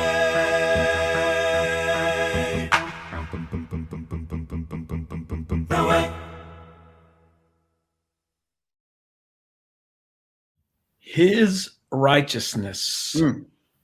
What comes to your mind on this song? The smooth, creamy voice of my brother Wayburn Dean. Butter. Creamy. It's like butter. Butter. His voice is like butter. And it's beautiful because, again, it's right out of the scriptures. You know, God made him who had no sin to be sin for us, so that in him we might become the righteousness of God. And so you put the scripture together with your voice, Wayburn. I mean, it is one of the sweetest, smoothest songs around. Well, you can't go wrong with scripture, right? And I think it was Dwayne who said the last time, he said, it wasn't until later that he realized the power of that verse. And that, you know, how important is it that God specifically made him because we are not able to be righteous, that he can be righteous for us. Yes. It is a really deep concept, Keith. Exactly. 2 Corinthians 5:21. Yes. And the paraphrase would be, God became something he was not, so that we can become something we're not. Right. Hey, God became sin so we could become righteous. But I love it that people, it doesn't bother me that it's repetitive. Well, it probably would have bothered me, the repetitive nature of the song, the way it was written, if Wayburn, if you hadn't have put all those nice filling in every space with such creativity, then I don't know about you guys, it doesn't bother me at all. No, as a matter of fact, you know, it's not often you can sing a song that repeats itself over and over that does not feel like you're repeating yourself. Yeah. I mean, and that's due to the soloist bringing us along, moving, you know, giving variety and making the song just feel good. It's a feel good song as well as a song that makes you think. And at the end, being repeated, I think too. At the end of the bridge, I love that part because you have this suspended chord that's half the group resolves down and half the group resolves up. So it's like it's locked, and then they come together in the middle, and it's very unique. Are you talking about where Wayburn goes really high? No, and we'll see his face. The bridge. Oh, yeah. Now we are in him. Yeah, because Waybur's high and he comes down, and the lower parts are low and they come up. So it's like anyway, pretty cool. You'll hear it. Second. I thought you were talking about the trio where Wayburn jumps way high, but some of you go up there with him. Become his righteousness. Yeah. And it keeps on going, it keeps on going, it keeps on going. And then later Wayburn says, I got to become his righteousness. Unauthorized. Wayburn, were you at the concert, one of the recent concerts? I wanted to end the song with a unison of that lick that you came up with. We got to become his righteousness. And I taught everybody that, and I got vetoed. Right. There's only one person that can do that. That's right. Oh, that's fun. It's just unbelievably fun. Well, again, I'm so glad that people learn scripture through the songs that we sing. Let's listen to his righteousness. God made him who had no sin, so that we might become his righteousness. Instead of ourselves, he offered him, so that we might become his righteousness. So that we might become his righteousness. So that we might become his righteousness. Holy God was offered for us, so we might become his righteousness. So that we might become his righteousness. It's hard to believe we can be spiritually well, so that we might become his righteousness. The loving God tasted the essence of hell, so that we might become his righteousness. So that we might become his righteousness. So that we might become his righteousness. Holy God was offered for us, so we might become his righteousness. God in the flesh lived as a man, will of the Father, fulfilling his plan. Jesus condemned, taking our place. Now we are in him and we'll see his face. God made him who had no sin, so that we might become his righteousness. Instead of ourselves, he offered him, so that we might become his righteousness. So that we might become his righteousness. So that we might become his righteousness. Holy God was offered for us, so we might become his righteousness. So that we might become his righteousness. Holy God was offered for us, so we might become his righteousness. Become his righteousness. We might become his righteousness. Become his righteousness. We might become his righteousness. We might become his righteousness. To become his righteousness. We might become his righteousness. Become his righteousness. We might become his righteousness. We might become his righteousness. We might become his righteousness. We might become his righteousness.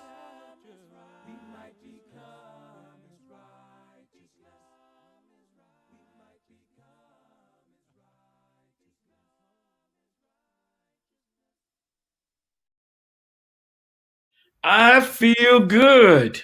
And we're not talking about the James Brown song, but but we did add that in at one point on the road. Remember that? Unauthorized again. It was very much unauthorized. Yeah. In the middle of the song, we cut out and started, I feel good. Barry Wilson. Yeah. So this song, the perfect opener. You already alluded to it. Well, you said it was the Grand Ole Opry stage. There was a youth event there. Yeah. And was that the first concert? That was the first concert. Yeah. I forgot that. But up until that time, for a few years before that, Acappella was 2 members, Rodney and me. And the first one to come out was George, and then Mo, and then Wayburn, and then they recognized Rodney. So this was a great way to introduce the song as you came out one at a time. Did you ever come out late to where you got to the microphone after your part was supposed to start? On larger stages? Oh yeah. And fell on the way out. And caught the mic and kept singing. I'll never forget that. That was amazing. We were at Footloose. Yeah. Yeah, he was all excited, and he got up on stage, running, and he tripped, and we thought he was gonna bite the dust. And right before he fell, he caught the mic, grabbed it, and kept on singing. I almost couldn't recover. It was hilarious. I think the weirdest thing was he tried to act like it didn't happen. Like that was planned. Except my face is turning red. Oh man, it was something. That was really something. Kevin did the same thing years later. Yeah. Only he splatted out across the entire stage, flat as could be.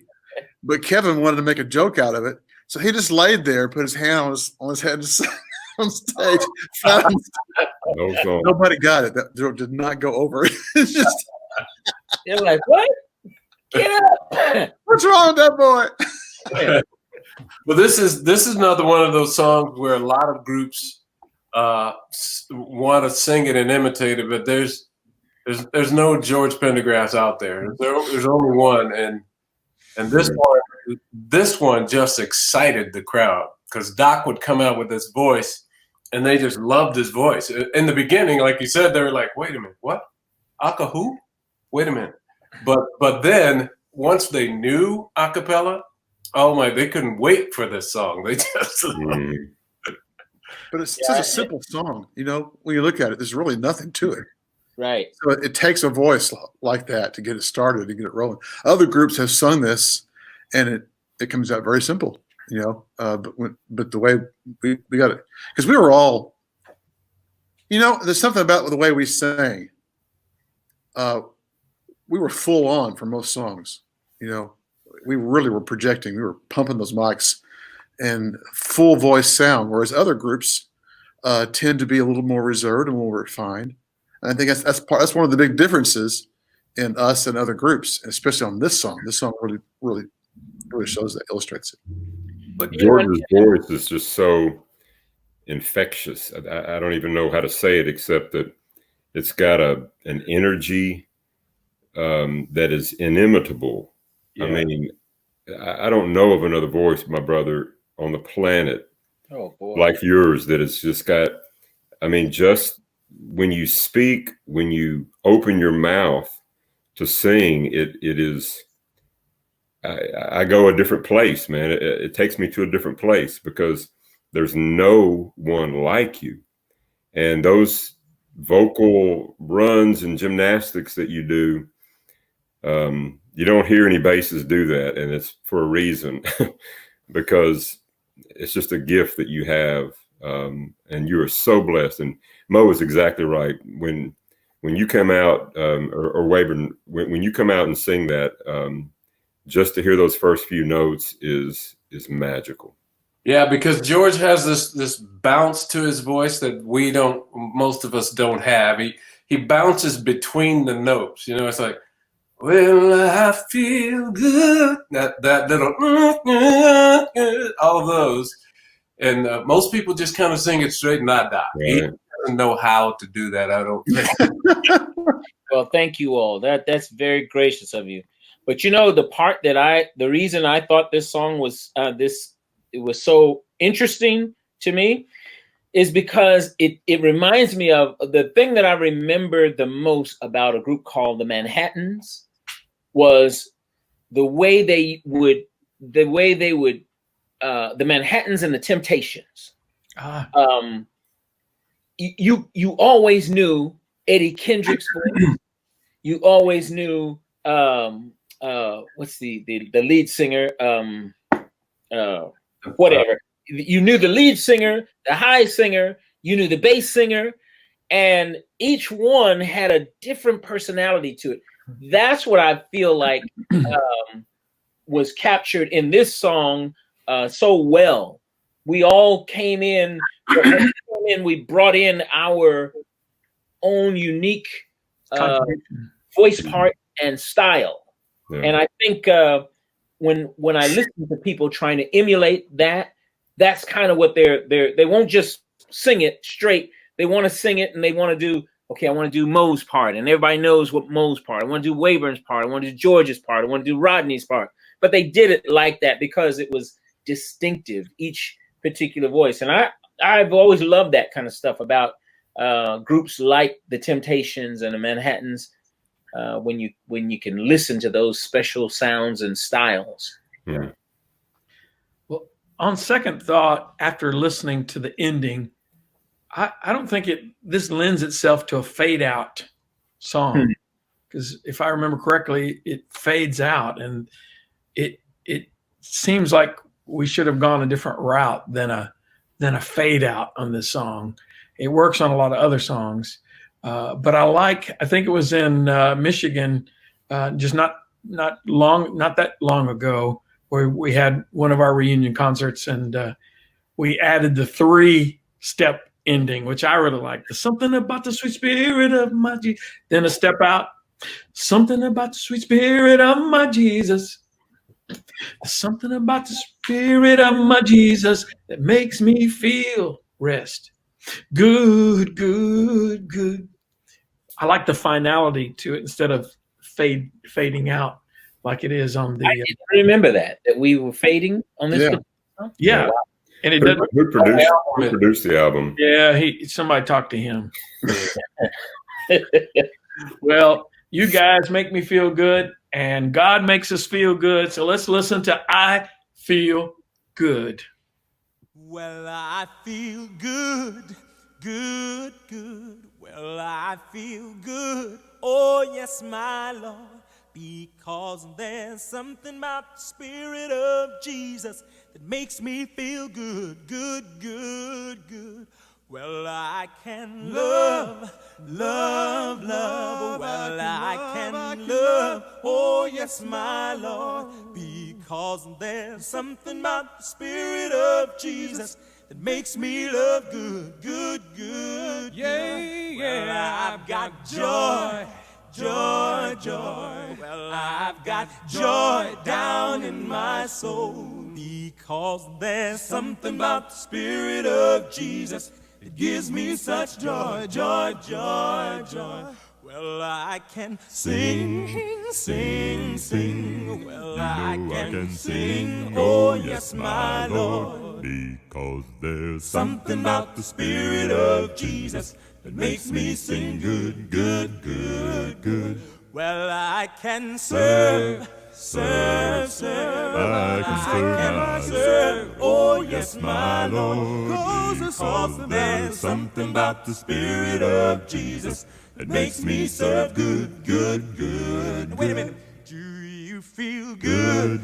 Good, good. Do you feel good? Then clap your hands. Because there's something about the Spirit of Jesus that makes me feel good, good, good, good. I feel good, good, good. I feel good, oh yes, my Lord.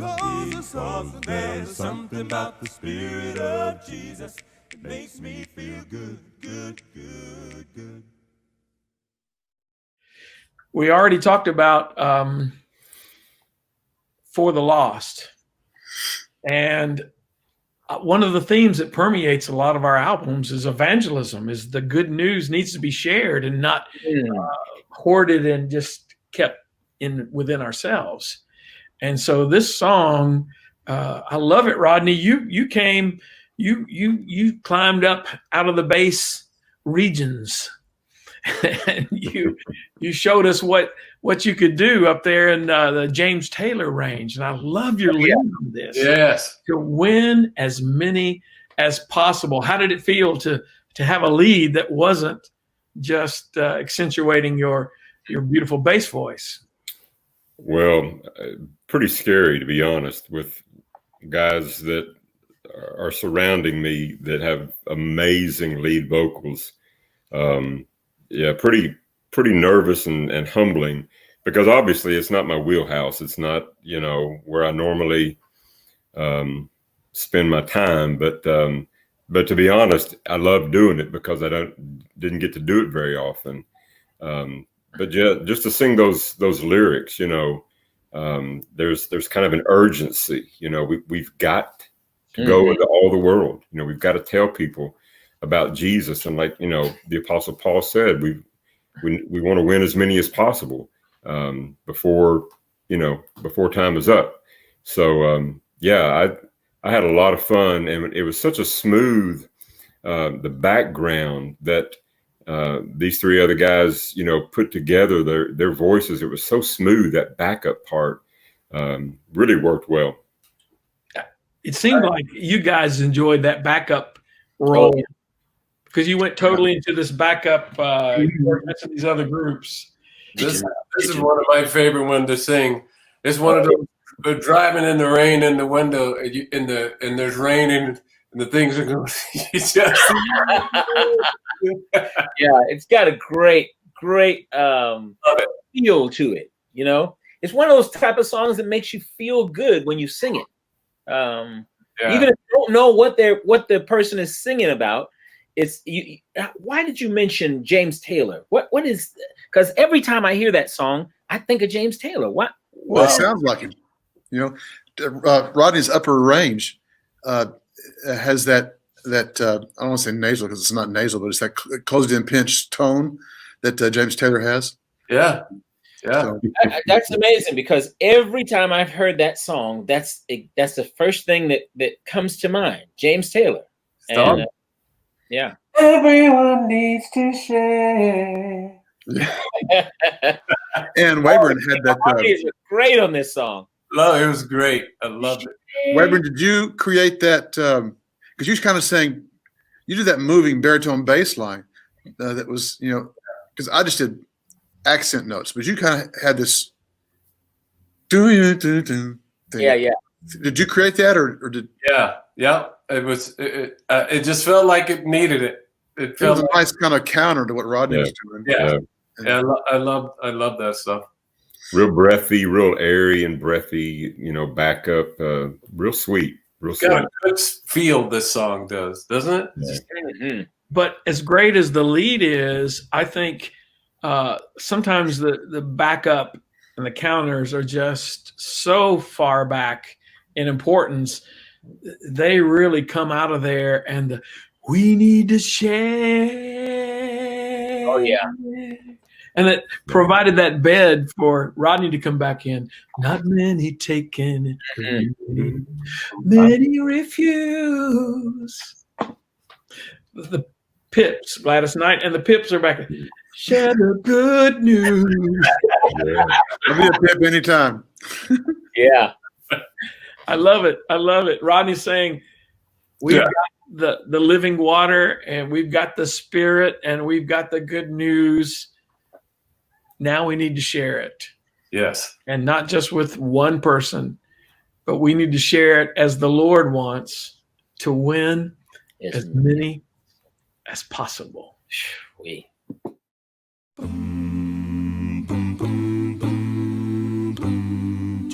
We've got to go into all of the world. We can't be happy until everyone's heard. We've got a message that everyone needs to share. We need to share. Not many taking it, 'cause many refuse. Need ambassadors to share the good news. We've got a mission to take everybody there. Taking them there to win as many as possible. To win as many as possible. To win as many as possible.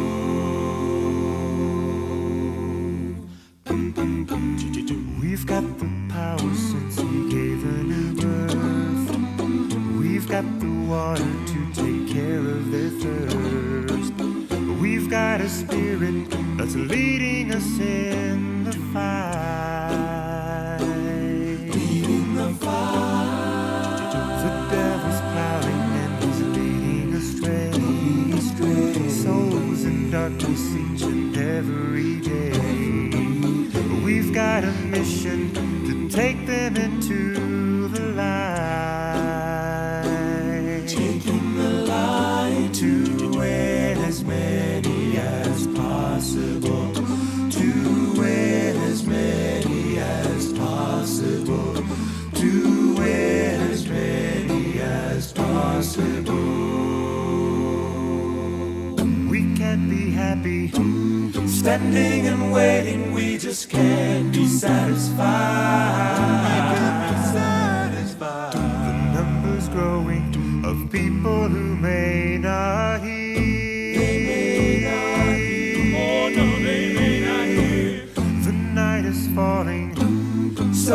must hurry to the world while there's still life. It's up to us to be winning them far and near. Oh, we've got to go into all of the world. We can't be happy until everyone's heard. We've got a message that everyone needs to share. We need to share. Not many take it, 'cause many refuse. We need ambassadors to share the good news. We've got a mission to take everybody there. Taking them there to win as many as possible. To win as many as possible. To win as many as possible.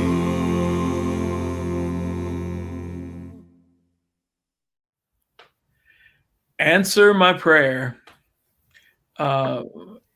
Isn't this more like a pop song, the way Well on My Way almost moved into that, not rock or pop style? This one kind of has more of that, at least at that time, that pop sound.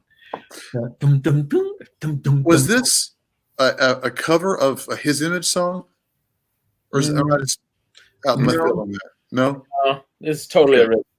But I do know that I felt so. You know how you have an artist and you know their tone. There's only one Keith Lancaster tone, and so you know how you go back and you're listening thing and you can boom, whoa, I know that voice, I know that tone, and that's the way it is when Keith comes in on this song, and it reminded me of all of those songs that I listened to back before, what everybody was talking about earlier, and that tone in there, it's like.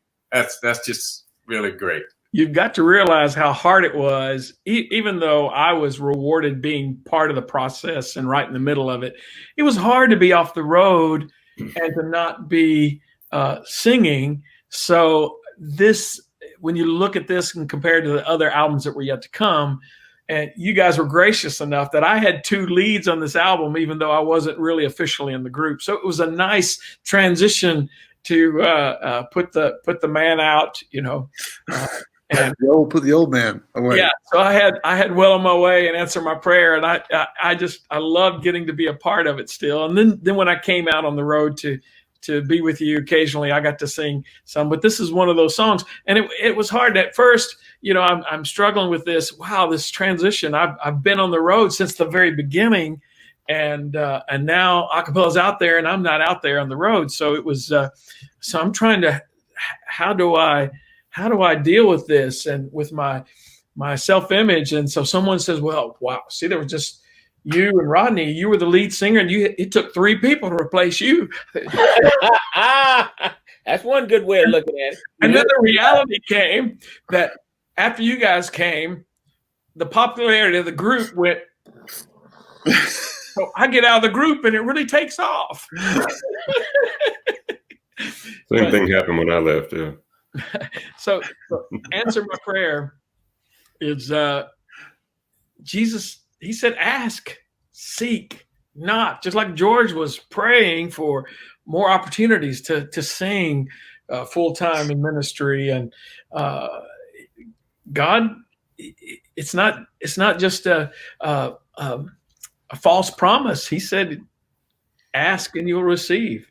That's right. It's not, the answer is not always what we want, but I think this is a great reminder that we can call on the creator of the universe and he will answer our prayer. And so Mo, I guess you started singing this lead in in concert. And I was trying to match what you had done on the album, which was a challenge because it was so well done. I think I started this with AVB. I need to talk with Wes McKenzie. It seems like AVB was right when they were doing the transition. I have a memory of teaching some of them some parts. We were at a swimming pool, the AVB guys, and I started having them sing different parts. And I think this was how this came about. And then it Then we somehow. stole it. That's Right. Y'all stole it. You did. that's what I remember. I don't know if we were at a hotel somewhere in the hotel swimming pool, but I remember this big cavernous sound, that just echoed in there. And I can remember you teaching the parts to this. John Laws was there. You were just pulling in everybody. So we had a lot of different parts going on. But you're right. It was in a swimming pool. I think we must have been in a place where we were at a motel or hotel that had a swimming pool, and you were teaching us this song. And then I went, listen, well, I'm on my way. I'm saying, no. That's a long story. No. Answer my prayer. I know you'll answer. So any other memories of concert? I know you guys had backup singers then later on, namely Denise Sweet. Yeah, Nisi and Dwayne Dwayne. Adams. Anybody ever heard of him? He came on as a backup singer originally, which so with your three offers, well, the first one, Mo, was backup singer, and then AVB, and then Right. Yeah, well, I guess backup singer was AVB but it was before AVB was started. And then AVB. they broke off and became very popular. Yeah. Well, that's great. That's great. Any other memories on this song? The high pieces on it. I mean, you're like in the stratosphere. Is this the one? Yeah. At the end, Man, you'll see skies. talk about. I think we just on this one we put the Georgettes to shame, dude. Yeah, really. Out of the stratosphere. Answer.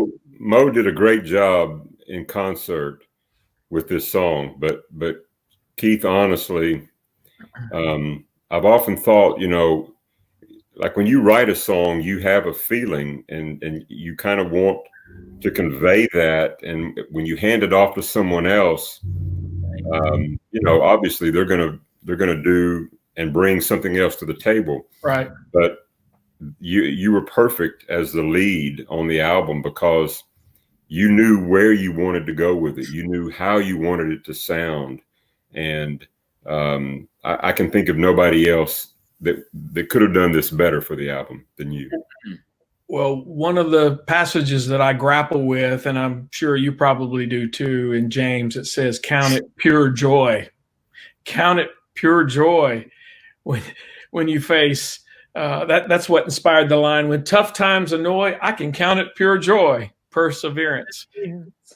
But that's hard to really get my mind around when you're having a struggle.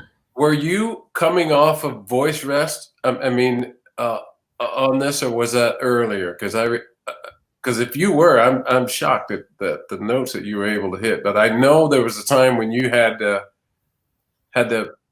not talk for a while. Yeah, and that's kind of what led to the whole exploration of finding you guys to come in and actually, the quartet was the original concept back in 1982. It was to have a quartet. And then we talked about this in previous albums. Then it went from 3 to 4 to 5, back to 3, back to 2. And then, boom, it landed in 1988 back to the original concept of having 4 guys. And I can think of no 4 guys better to take this ministry and take it to another level with your talent, combined with a unique combination to share God's word to all the places that he allowed us to go. So I think he answered our prayer. For sure.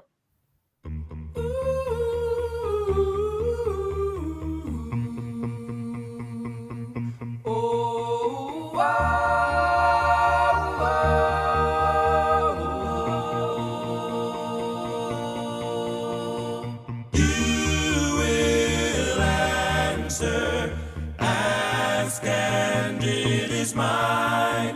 You will answer. Seek and I will find. And take my prayer. You will answer.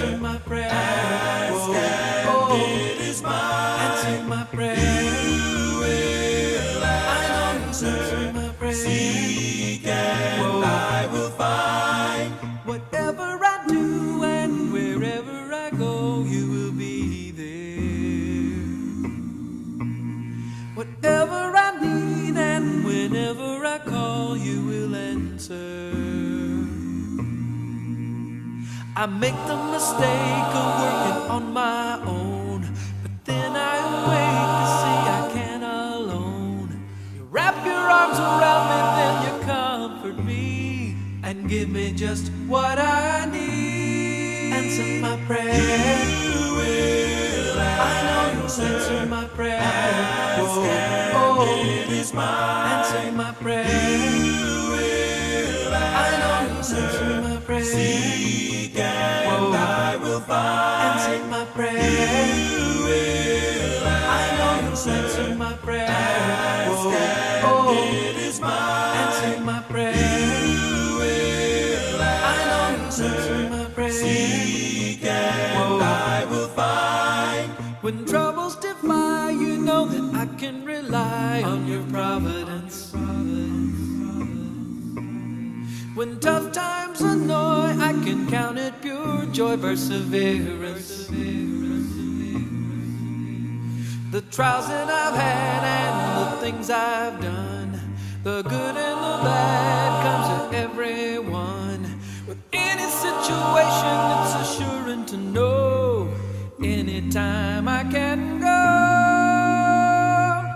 That special place alone, I long to meet you there. Long to meet you there. I'm happy knowing you'll answer my prayer. I'm happy knowing that you'll answer my prayer. You will answer. Ask and it is mine. You will answer. Seek and I will find. My prayer. You will answer. My prayer. Ask and it is mine. My prayer. You will know that you answer my prayer. Seek and I will find. My prayer. You will answer. Ask and it is mine. To be with you. Wow. Wow. I can't wait to hear what you're about to say on this song. Well, I do know this, that sometimes when someone tells me a story about a song and what's behind that particular song, it does change things for me. Yeah. And I think this one had an interesting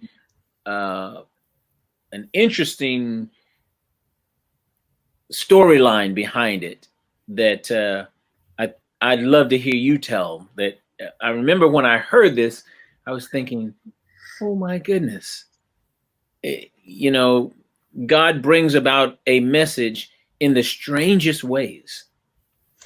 Well, I remember Brett Testerman asking me about this song. He said, were you going through a major struggle and really grappling with things? What brought this song about? And I said, it was a homework project for a music theory class. His face went, oh. It doesn't feel like that. Yeah, Well, that's I just thought, to me, when I finally heard that story, I thought God can bring a message out of anything, any circumstance, you know, a school project. yeah. But I know that the lyric moves me. It's one of those songs where I can truly, it's in a range where I can truly express how I'm feeling, and yet at the same time, it's one of those songs where I'm not growling all the way through the song. Right. I can kind of sing in a register that I don't get a chance to sing in a soft kind of manner to express emotion. Well, George, just because it was a homework project doesn't mean I didn't feel the meaning of those words. I would give a million worlds to be with you, because that had to have that sentiment in order to come up with those words. But musically, it starts off with the arpeggios, the boom, boom, boom, boom, boom, boom, boom, boom. Again, hearkening back to Sweet Fellowship and For the Lost, these simple 4-part things happening, but it provided, I thought, a really nice bed for you to take it and make it your own and express really a very intimate song. Yeah.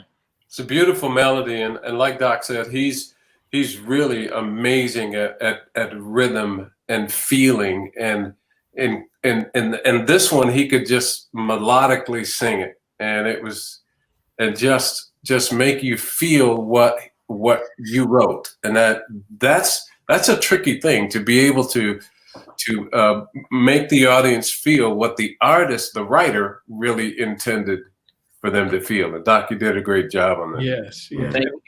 Well, and, you know, that's an interesting question, because we don't all get a chance to know the author and to know the author's intent. So every now and then I hope and I wish for occasions where the writers of songs are sitting around, especially songs that we all know, and then to find out what the writer was actually thinking about, or what was their intent. And sometimes it's beautiful to hear, you know, people are interpreting this and interpreting that, and the writer was going, no, that wasn't at all what I was thinking about. Yeah. And yet it's, you know, it means something different to different people. But I like this particular song because it's a personal song. There's Keith, and we all can remember, is probably, I don't know, maybe mid 90s or so, when the songs, Christian songs, you couldn't tell if they were love songs or Christian songs by the lyric. You won't ever find that in a Keith Lancaster song, and that's what I love. You will know that this song is about Jesus Christ, and or how we're to relate to him. I love history and studying, especially like in the UK. Sharon, my wife, knows more about UK history than a lot of residents in the UK. And as you study the royalty and how when you approach the Queen, and you don't turn your back on the Queen, and there's a certain protocol. And I think of approaching God, and we get to bow, and we're not worthy. We get to come into his presence. So that's the idea. Lord, I now address you. I approach you, and I tell you, I can't see how this could happen to one like me. So that's a picture that I see in the beginning of this song, and having a dialogue, not from a angry lament, which that happens in the Psalms, where people are having an angry conversation with God. Mm-hmm. This is more one of those approaching in humility and saying, wow, I address you, I approach you. And I just love how George put wings to it. After that, let me jump in here. I remember in the studio when we were recording. This is one of those times, Wayburn, when we were all together. You know, in the early days, we were all in the studio all the time, all together. But George, I think we had pretty much laid down the bed of music, and George was coming in to cut the lead. And George, you got to the end there where you do this, you know, I'd give a million worlds like this to be with you in this place. And I remember just my jaw hitting the floor thinking, how can a man sing like this? How blessed is he to have a voice like this? And, you know, really just kind of welling up with tears. And all of a sudden you were like, I think I can do it better. Let's do it again. I was like, no, don't erase that. Yeah. Another track. Keep what you got. You were just like, I think I can do it better. I was like, no way can you do that any better. And I think you laid it down again and changed it up, and that's what got on the album. But I was so blown away by this gift and how, you know, a lot of people can carry a song, but not a lot of people can unload it. And you just poured it out, man. You just unloaded this thing, and yet you were like, oh, I think I can do it better. Wow. Whatever we got down on tape was just beautiful, brother. And what a time to do it too. You know, like I said earlier about George, if he feels this thing, you're going to get some magic. And I think at the end there, when it says that piece, oh my goodness, George it just brought it, and we were like, oh, what just happened right now? Yeah, exactly. You talk about holy moments in the studio that can't be replicated, that can't be manufactured. Right. You talk about that often. If I had to choose one of the most impacting and significant holy moments in all my history in recording in the studio and the albums, that was one when George took this into another. Yeah, man. That's more than I can handle. That's man. That's. I think Mo, you were in studio position. As usual. We could hear what was going on, and so we were listening to see, and it was going great. But it kind of it instead of just going from 0 to 60 just immediately, right about near the end where and if you started taking it up on the energy, could be honored just to gaze upon your face. You were taking it up there, but then at the end, that's where the magic happened. Yeah. And we went to the Mount of Transfiguration. and there, if you remember, it was just silence after that. And then a bunch of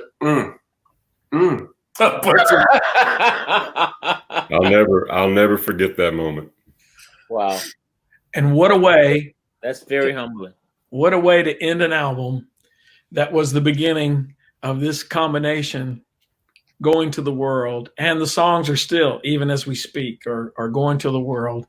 And Lord willing, we'll continue going here and there and taking this message. But it's just such an honor to be with you guys. And it's an honor to still minister with you guys and to hear these stories about this special album and this final song, To Be With You.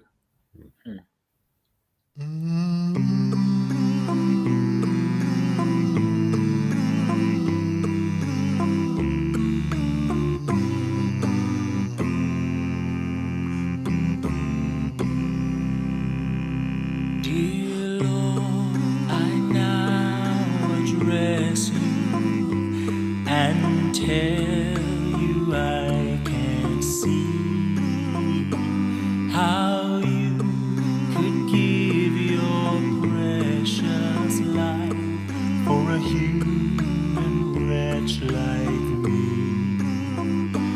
But if it would be possible to thank you face to face, I would give a million worlds like this to be with you in that place. Please hear my prayer, my Savior, and please don't make it long till I can live and share with you the feelings of this song. 'Cause I'm so weak and sinful, oh, who else would plead my case? I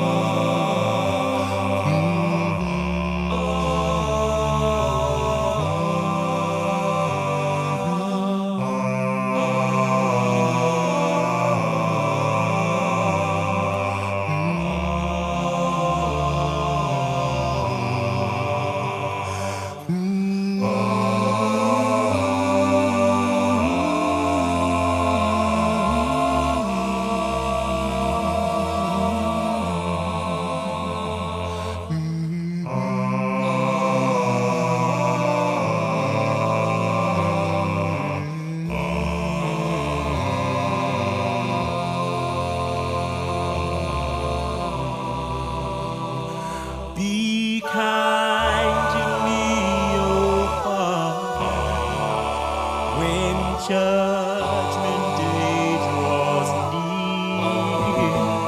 I'll serve you and I'll praise your name while I am waiting here. And if I could be honored just to gaze upon your face, I would give a million worlds like this to be with you in that place. I'd give a million worlds like this to be with you in that place.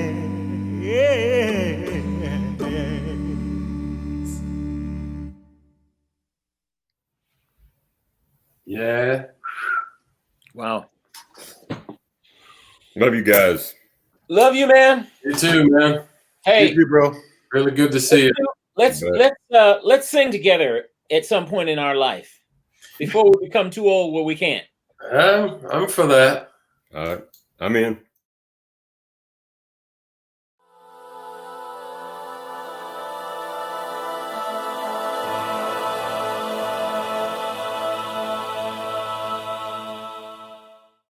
His great example is the one I see. Nobody else is good enough for me. Never will be perfect even though I try. Gonna keep working till the day I die. Of all the great people who have lived before, there's not another person who has loved us more. To make us and to take us underneath his wings.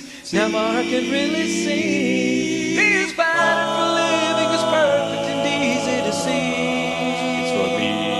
So I now want to follow and find out how much I can be. How much I can be. I wanna be like his him. Great example is the one I see. Got to be like nobody else is good enough for me. I wanna be like never him. Will be perfect even though I try. Got to be gonna like keep him. Working till the day I die. I wanna be like his him. Great example is the one I see. Got to be like nobody else is good enough for me. I wanna be like never him. Will be perfect even though I try. Got to be gonna like keep working till the day I die. Of all the styles of living that are here today, no, not a single one can show a better way. The life of love and caring for your fellow man is part of his eternal plan. And the selfless devotion within your life can be real. Very real. Why not try it and live it, and then you'll know how I feel. You'll know how I feel. I wanna be like his him. Great example is the one I see. Got to be like nobody else is good enough for me. I wanna be like never him. Will be perfect even though I try. To be gonna like keep him. Working till the day I die.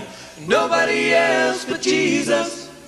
Nobody else will do. Nobody else will do. Nobody else but the Savior can ever see me through. For he's holding me and guiding me along this narrow way.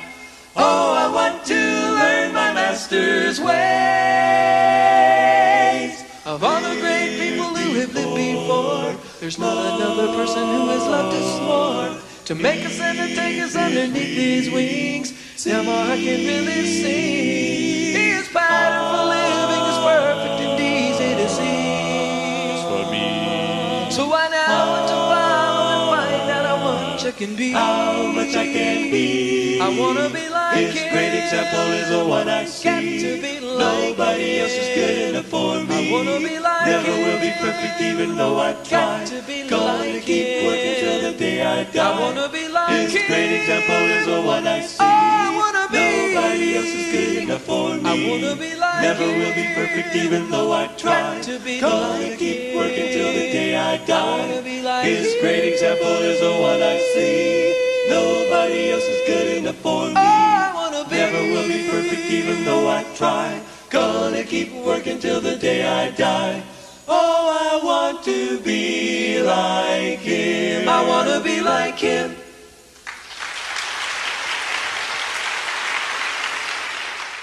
Your love is better than life.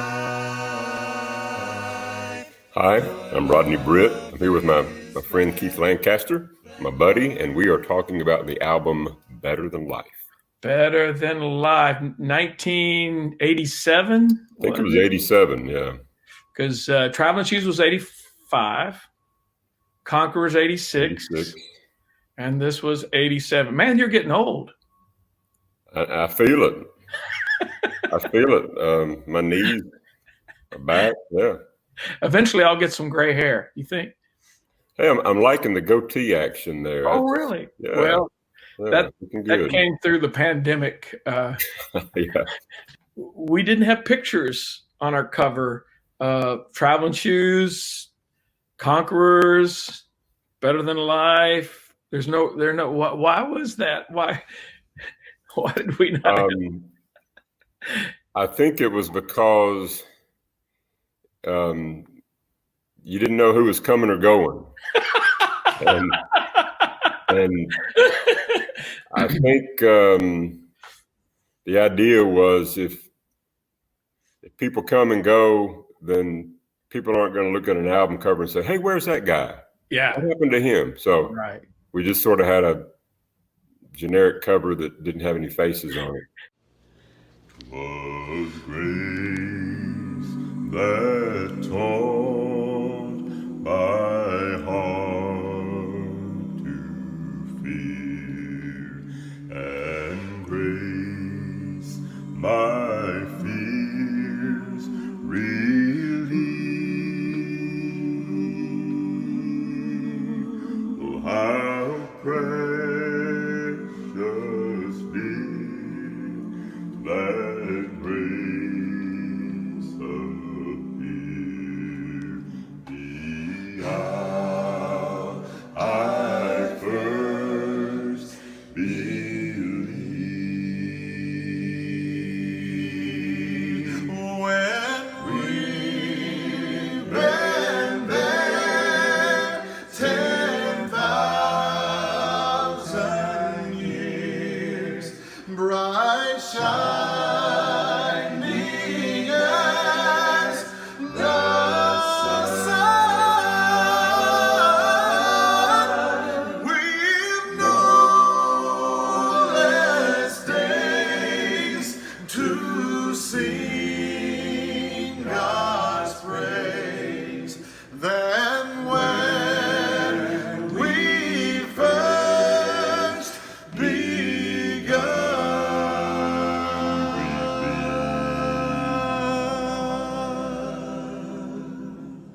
Well, amazing grace, how sweet the sound that saved a wretch like me. I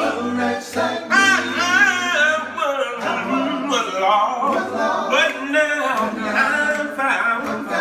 Grace, but now I see. 'Twas grace that taught my heart to fear, and grace all my fears relieved. Oh, how precious did that grace appear, the hour, the very first hour I believed. Sublime gracia del Señor, que a un pecador salvó. Perdido yo, mas me halló. Fui ciego y veo yo. Well, when we've been there 10,000 years, bright shining as the sun. Blessed day to sing God's praise. And when we first began, amazing grace, how sweet the sound that saved a wretch like me.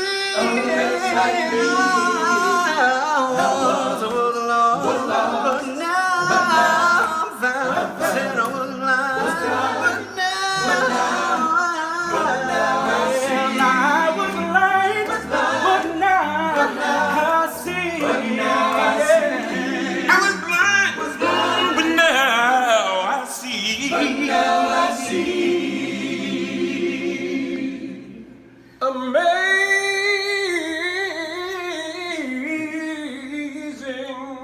How amazing God's grace. Yeah, Lord. Amazing.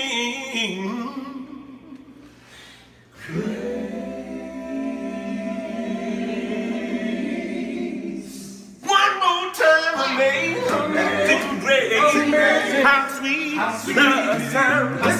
It sings forever like me.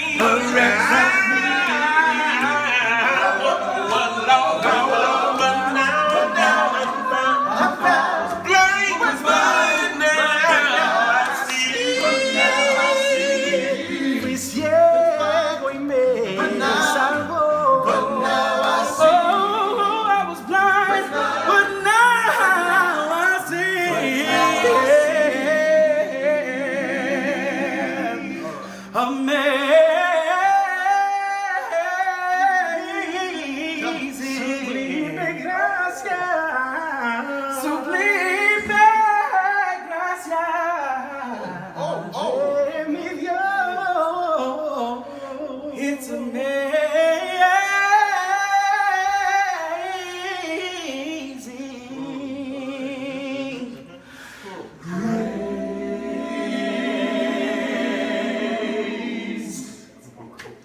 Did I tell you the story that Jeremy Swindle shared about the first time he saw us in concert? I don't think so. He was a young man and he loved Acappella during this time frame, but he had no idea what you and I looked like or what Acappella looked like.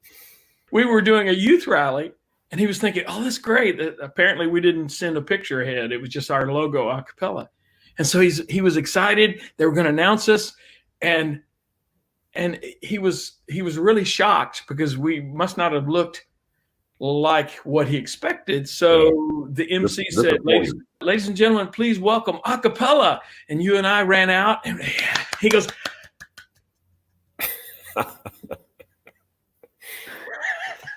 I do every morning when I get up and look in the mirror, that's kind of the same reaction I have about myself. I'm like, what happened? I am longing for your love is better than life. Your love is better than life. Earnestly I seek you, my soul is thirsting for you, 'cause your love is better than life. Your love is better than life.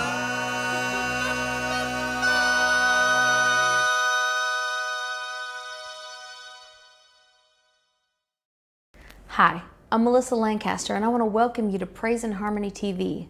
Here on this app or website, whichever you're using, you'll find countless videos on how to sing, vocal care, music theory, training for individual songs, and learning harmony parts, music videos and lyric videos for your church to stream, children's content, and so much more.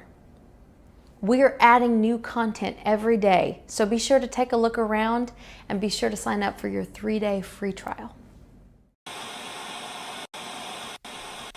Well, you rock my soul. Bosom of Abraham, you rock my soul. Bosom of Abraham, you rock my soul.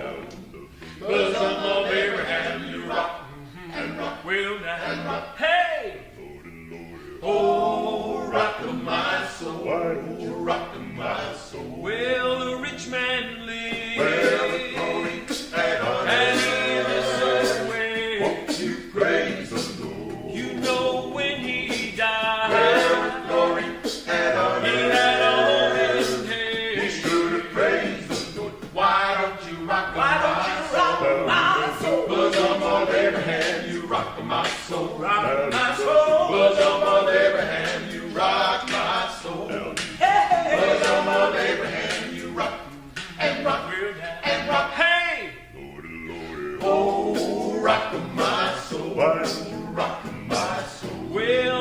poor man Lazarus. Well, the glory had on He was in the sky. you praise the Lord. You know when he died, Well, the glory had on he had a home on high. you praise the Lord. Why don't you rock my soul? Why don't you rock Bosom of Abraham, you rock my soul. Rock my soul. Bosom of Abraham, you rock my soul. Bosom of Abraham, you rock and rock. Well, now and rock. Hey! Oh, rock my soul. Rock my soul. Well, you rock my soul. Bosom of Abraham, you rock my soul. Rock my soul. Bosom of Abraham, you rock my soul. Rock my soul. Bosom of Abraham, you rock and rock and rock. Hey! Oh, rock my soul. Why don't you Rock my soul.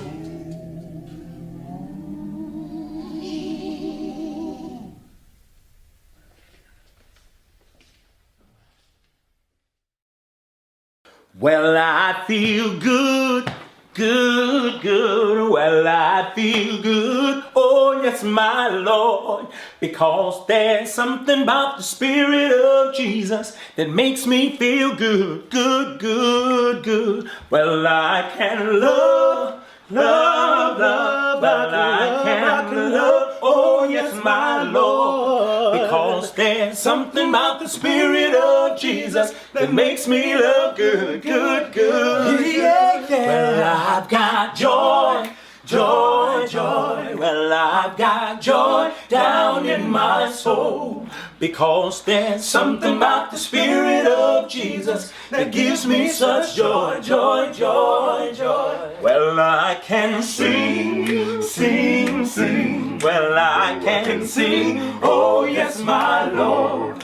because there's Something about the Spirit of Jesus that makes me sing good, good, good, good. Well, I can serve, serve. Well, I can serve, oh yes, my Lord. Because it's always there's something about the Spirit of Jesus that makes me serve good, good, good. Wait a minute. Do you feel good? Good, so good. Well, if you feel good, then clap your hands. Because there's something about the Spirit of Jesus that makes me feel good, good, good. Yeah, yeah. I feel good, good, so good. Well, I feel good. Oh, yes, my Lord. Because it's all about something about the sweet Spirit of my Jesus that makes me feel good, good, good.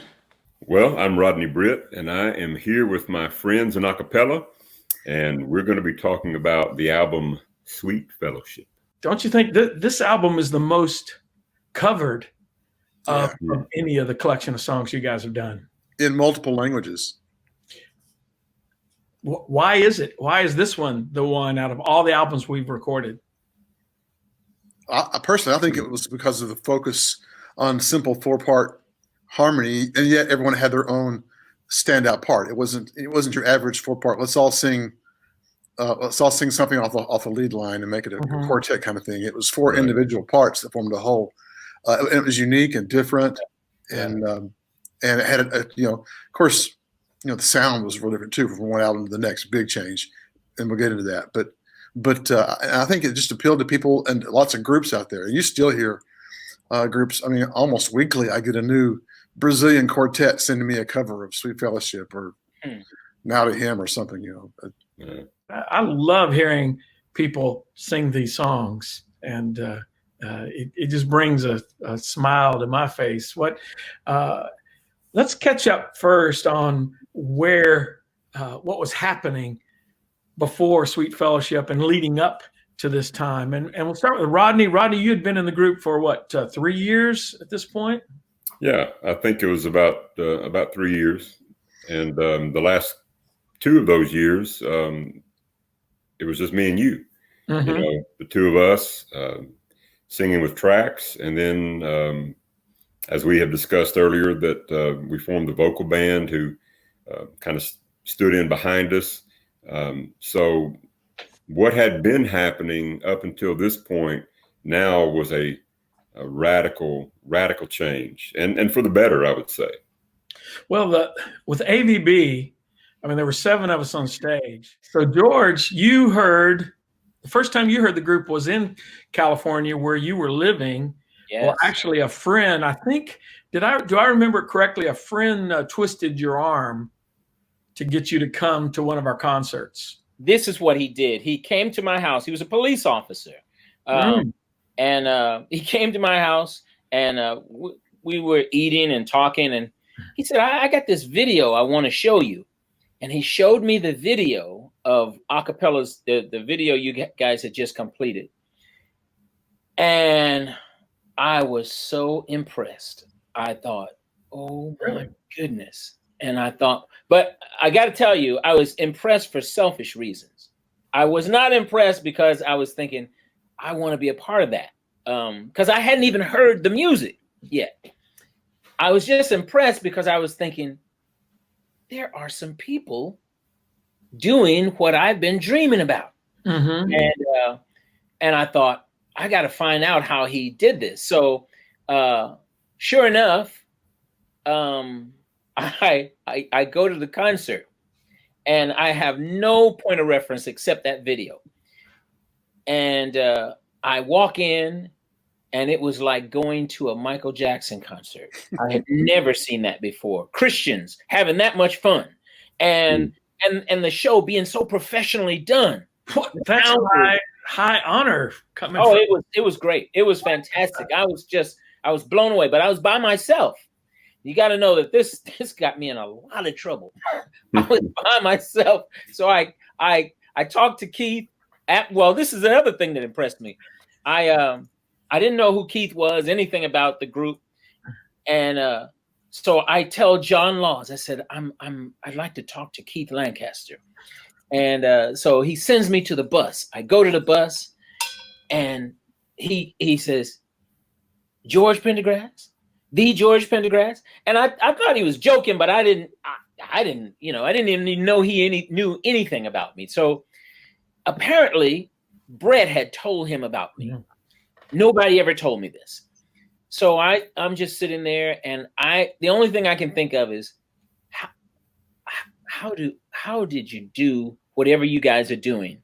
Because I'm singing with a group, and then my mind was totally on Renaissance. I was like, I'm singing with a group, and we are trying to do full-time music ministry, and I just want to know, what can you do? What can I do to be a part of something like this full-time? And he said, how bad do you want to do it? And I was like, within the law, as long as it's legal. And he said, okay, we'll see. And then I said, well, I tell you what, I said, because at this point I'm thinking, forget Renaissance. I want to do this thing. I said, but I've got a friend. Full-time. Yeah. I said, I got a friend. I got a friend. If I'm thinking in the group who's serious, there's one guy in there that's dead serious. He's got to be a part of this venture. And he says, okay, I'll get back with you.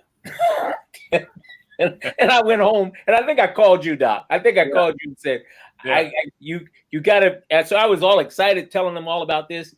And I said, he said he's going to get back in touch with me. And sure enough, that's when all the trouble started. I went home and I told my wife, I said, honey, I've seen it. They're doing what I've been dreaming about. And she goes, what's that? I said, full-time music ministry. She said, what? Are you out of your mind?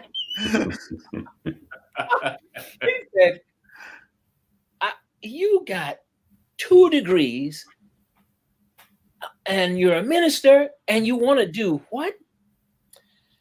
And it just went from bad to worse. It just was terrible. It just didn't go that well. And I was thinking, oh my gosh, this is not good. And sure enough, you guys were in Longview again before you left California. And when I went to Longview, I took Pam with me, and she saw it herself. And she started crying, and she said, I see it. I see it. And that was it.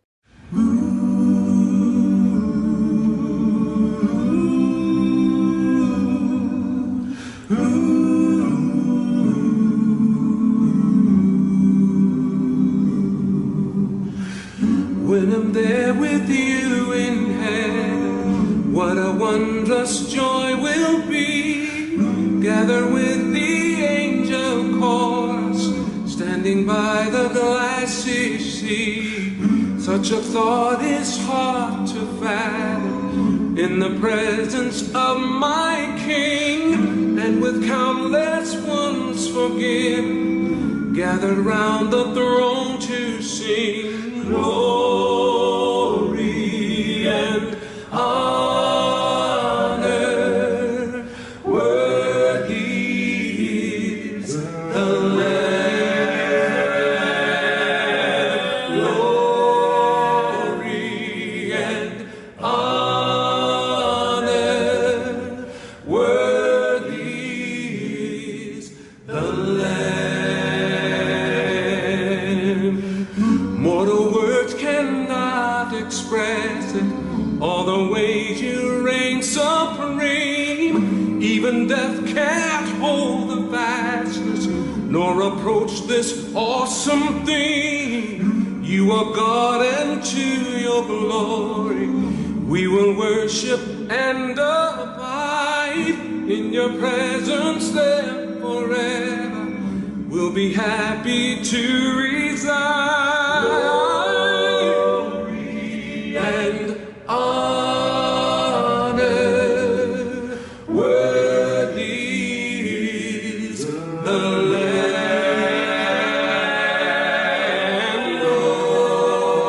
Glory and honor, worthy is the Lamb.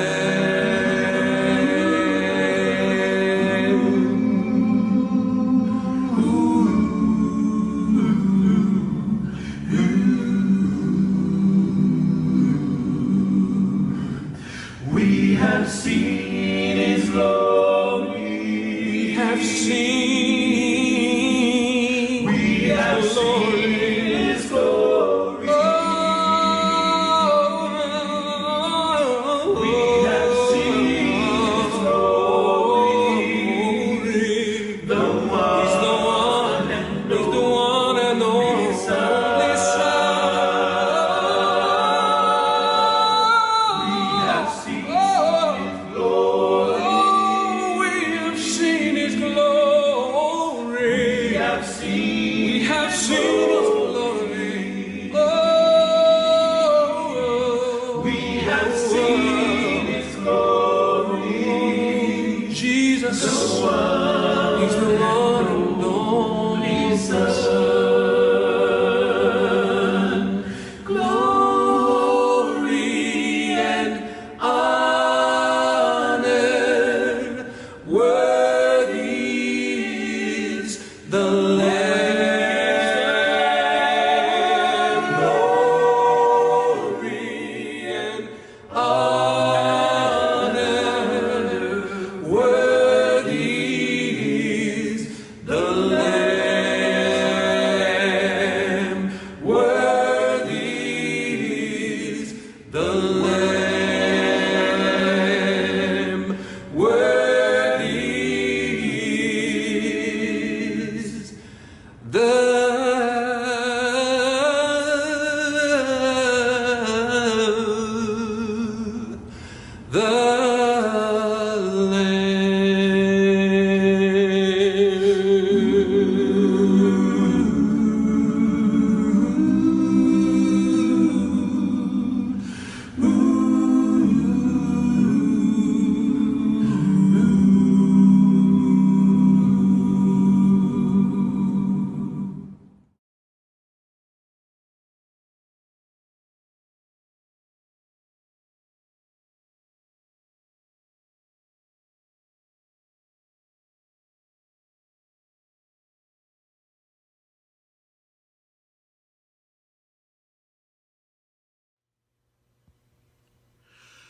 Create in me a clean heart, O God.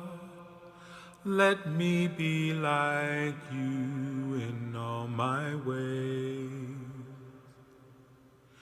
Give me your strength, teach me your song. Shelter me in the shadow of your wing. For we are your righteousness. If we die to ourselves and live through your death, we shall be born again to be blessed in your love.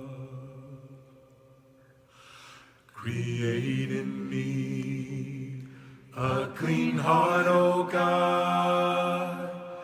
Let me be like you in all my ways. Give me your strength, teach me your song. Shelter me in the shadow of your wing. For we are your righteousness. If we die to ourselves and live through your death, we shall be born again to be blessed in your love. Create in me a clean heart, O God. Let me be like you in all my ways. Give me your strength, teach me your song. Shelter me in the shadow of your wing. For we are your righteousness. If we die to ourselves and live through your death, we shall be born again to be blessed in your love. We shall be born again to be blessed in your love. All of the glory. Announcing Praise and Harmony TV. P&H TV is the inspirational way to fill your life with music videos of brand new songs of worship and hymns. P&H TV also provides masterclass education for beginners to learn fundamentals of music, as well as the quickest method to easily learn how to sing harmony, featuring hundreds of videos which isolate one harmony voice part at a time for ease of learning. I know the Lord will find a way for me. Hear fascinating history of classic hymns of the faith. Enjoy videos of Christian singing group Acappella, including vintage material from the vault. We bow down and we crown you the King. Be blessed by full-length music videos of the International Ministry of the Praise and Harmony Singers. Share children's videos as well as songs for teens by Regen Harmony.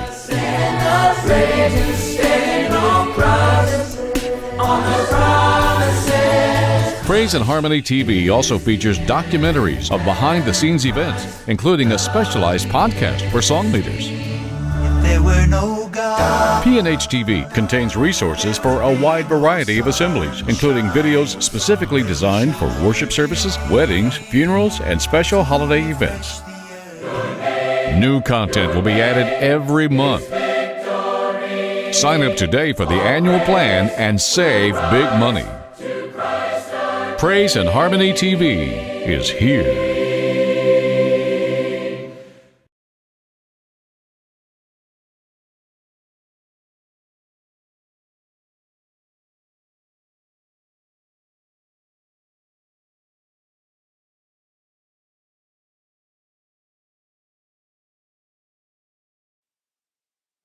King of heaven, King of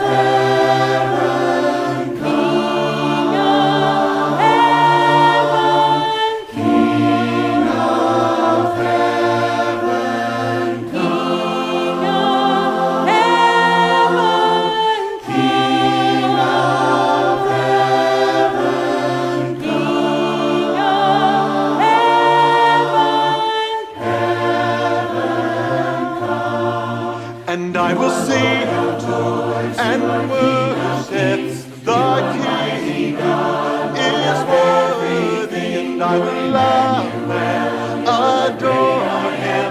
I will bow down before him. I will sing and worship the King is worthy. I will love and adore him. I will bow down before him. You're my Prince of Peace, and I will live my life for you. Only you are holy. Solo tú eres santo. Only you are worthy. No eres de lo. Only you are wonderful. Eres maravilloso. For there's no one else like you. There's no one else like you who is faithful. Yes, Who is faithful, ever true. All my love, my heart, my life is a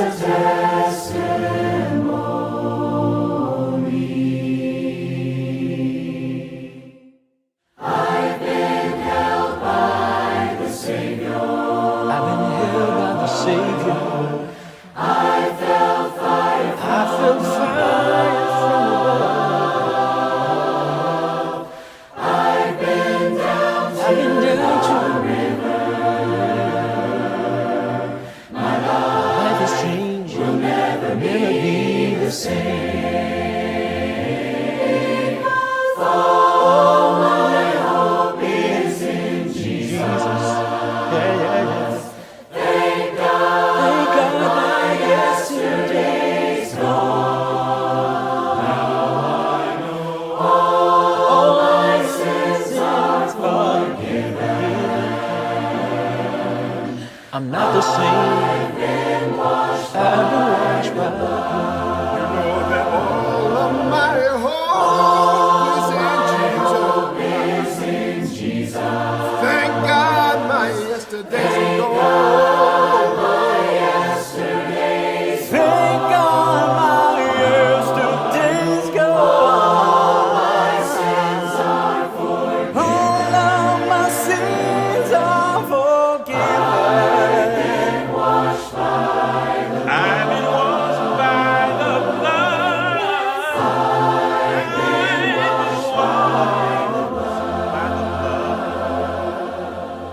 You were despised, you were rejected, Lord, those who passed by, even averted their gaze from the side. Such was the suffering you bore for us. Then like a lamb to the slaughter, you spoke not a word, but chose to be silent, no wrong did you wrong, nor was deceitfulness found in you. Yet by your wounds our salvation has come, yet by your suffering our freedom is won. For God has highly exalted your name. He has enthroned you on high. Jesus, the name above all names. God has highly exalted your name. He has enthroned you on high.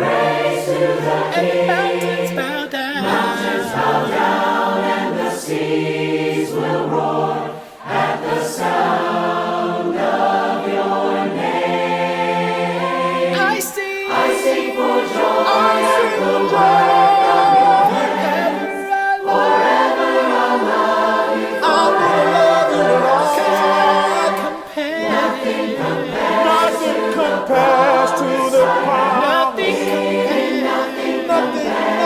Nothing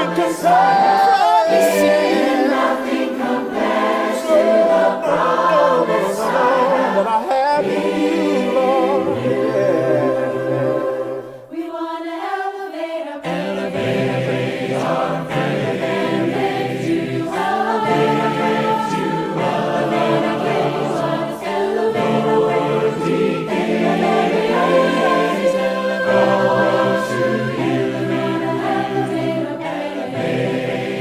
Lord, we elevate our praise. Give you all the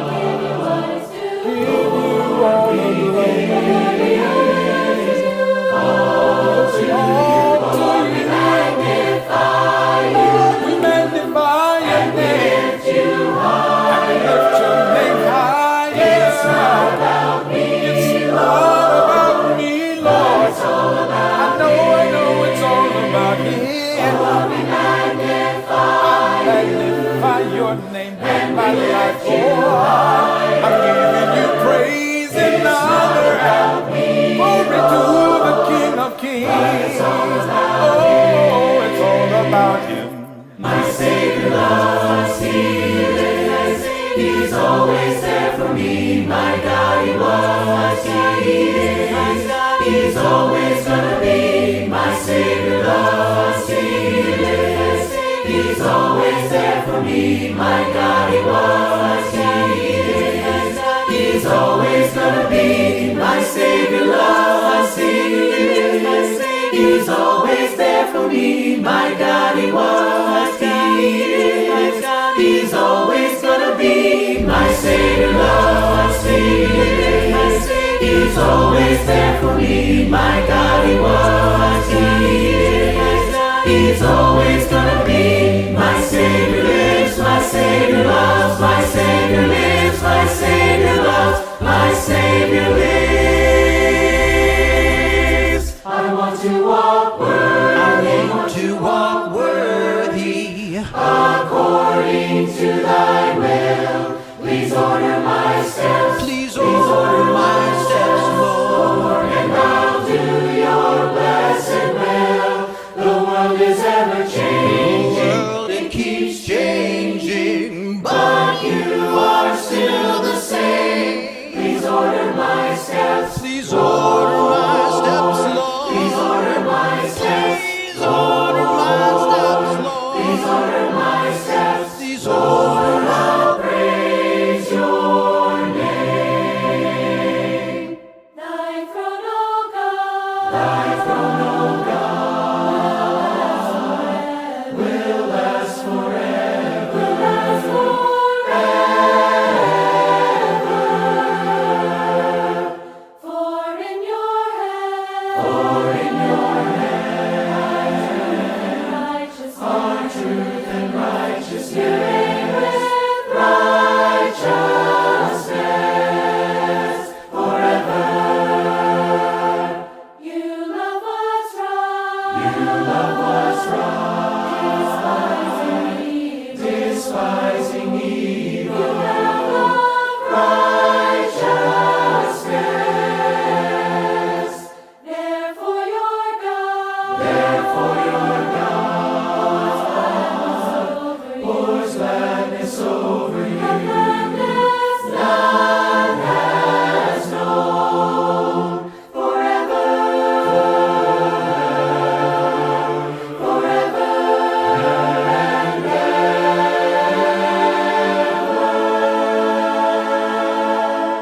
Fiel es tu nombre, santo es tu nombre, fiel es tu amor para mí. Fiel es tu nombre, santo es tu nombre, santo eres por la eternidad. I call you holy, your name is holy, you are so holy, you are holy, Lord. I call you holy, your name is holy, holy you are, and holy you'll be. I call you faithful, you are faithful,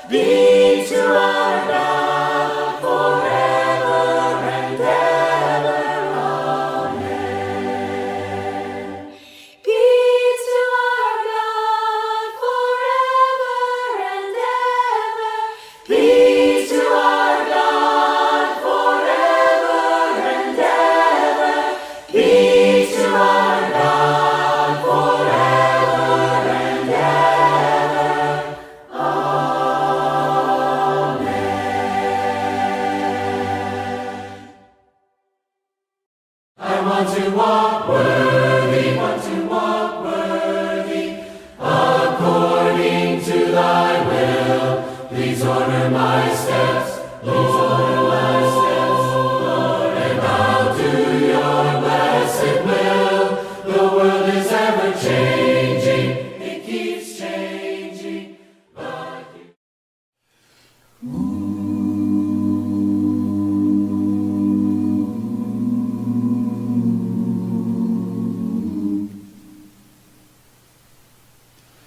Jesus prayed in the garden and poured out his heart for me. There has been no love shown by mortals as in dark Gethsemane.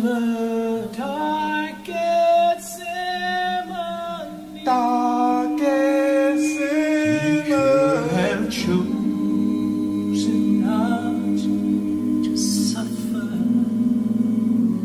treatment of cruelest kind. At the lips of my pure Savior, uttered not my will, but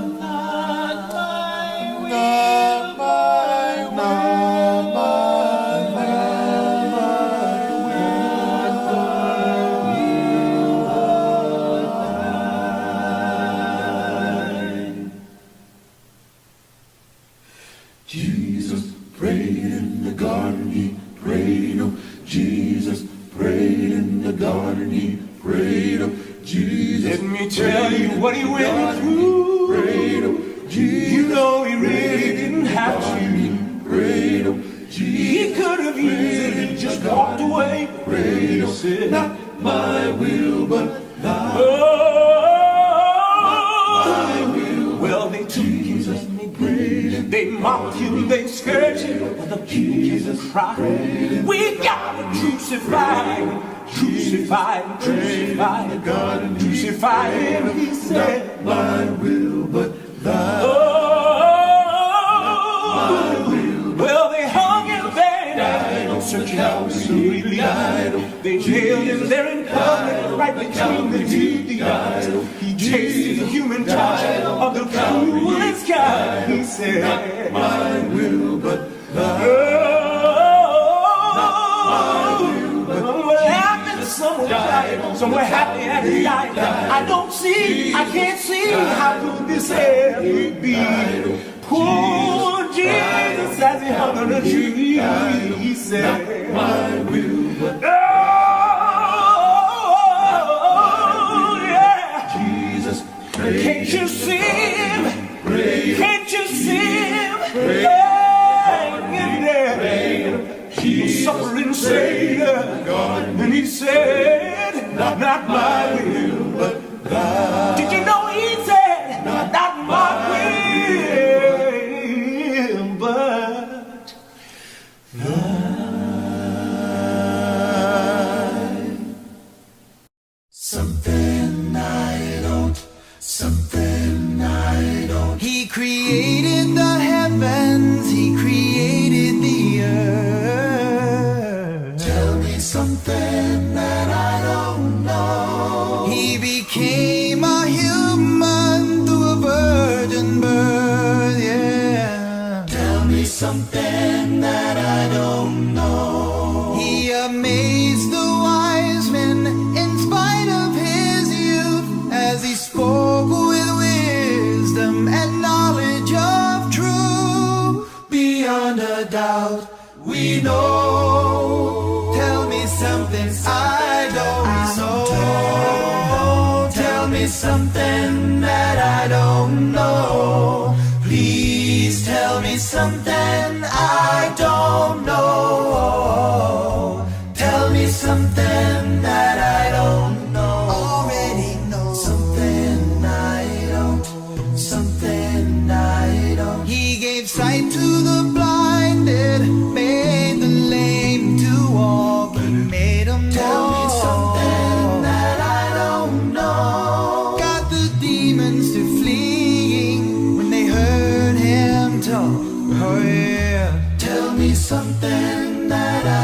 don't know. He spoke with the power that came from above as he lived an example of genuine love. Beyond a doubt, we know. Tell me something, please tell me something. Tell me something that I don't know. I don't know. Please tell me something I don't need to know. Tell me something that I don't know. Something I don't. Something I don't. In searching for knowledge, our world is obsessed with all kinds of breakthroughs. I'm very impressed. But as to the meaning and purpose we live, there's only one answer creation can give. He was taken with anger on a cross to die. Yes, it was. Tell me something. Oh, yeah. I don't know. Because of all of my sin, the Lord was crucified. Tell me something that I don't know. But then after the third day, he arose from the grave, holding ultimate victory and power to save. Oh, yeah. Beyond a doubt, we know. Tell me something I don't know. Tell me something that I don't know. Please tell me something I don't know. Tell me something that I don't know. Please tell me something I don't know. Tell me something that I don't know. Please tell me something I don't know. Tell me something that I don't know. Something I don't. Something I don't. Something I don't know.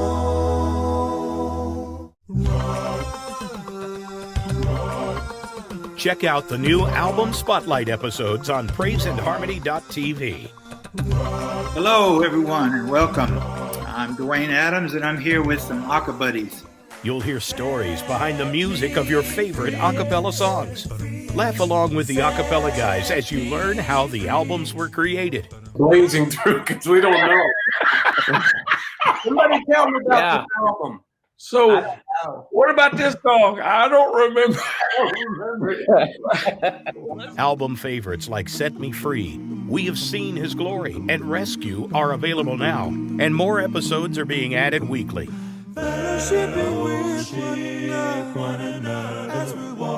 Check out extra behind-the-scenes videos and never-before-seen footage from Acappella during these interviews. Album Spotlight, available now only at praiseandharmony.tv.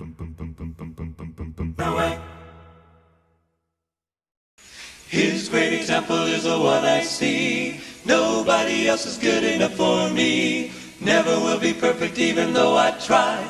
Gonna keep working till the day I die. Of all the great people who have lived before, there's not another person who has loved us more. To make us and to take us underneath his wings. Now my heart can really sing. He is bound for living, is perfect and easy to see. It's for me. So I now want to follow and find out how much I can be. How much I can be. I want to be like his him. Great example is the one I see. Got to be like nobody else is good enough for me. I want to be like never him. Will be perfect even though I try. Got to be gonna like keep him. Working till the day I die. I want to be like his him. Great example is the one I see. Got to be like nobody else is good enough for me. I want to be like never him. Will be perfect even though I try. Got to be gonna like keep him. Working till the day I die. Of all the styles of living that are here today, no, not a single one can show a better way. The life of love and caring for your fellow man is part of his eternal plan. And your selfless devotion within your life can be real. Very real. Why not try it and live it, and then you'll know how I feel. You'll know how I feel. I wanna be like His him. great example is the one I see. Got to be like Nobody him. else is good enough for me. I wanna be like Never him. will be perfect even though I try. Got to be Gonna like keep him. working till the day I die. Nobody else but Jesus. Nobody else will do. Nobody else will do. Nobody else but the Savior can ever see me through. For He's holding me and guiding me along this narrow way. Oh, I want to learn my Master's ways. Of all the great people who have lived before, there's not another person who has loved us more. To make us and to take us underneath His wings. Now my heart can really sing. His pattern for living is perfect and easy to see. For me. So I now want to follow and find out how much I can be. How much I can be. I want to be like His Him. great example is the one I see. Got to be like Nobody else is good enough for me. I want to be like Never Him. will be perfect even though I try. Got to be Gonna like keep working till the day I die. I want to be like His Him. great example is the one I see. I want to be. Nobody else is good enough for me. I want to be like Never Him. will be perfect even though I try. Got to be Gonna like keep Him. working till the day I I want to die. be like His Him. great example is the one I see. Nobody else is good enough for me. I want to be. Never will be perfect even though I try. Gonna keep working till the day I die. Oh, I want to be like Him. I want to be like Him.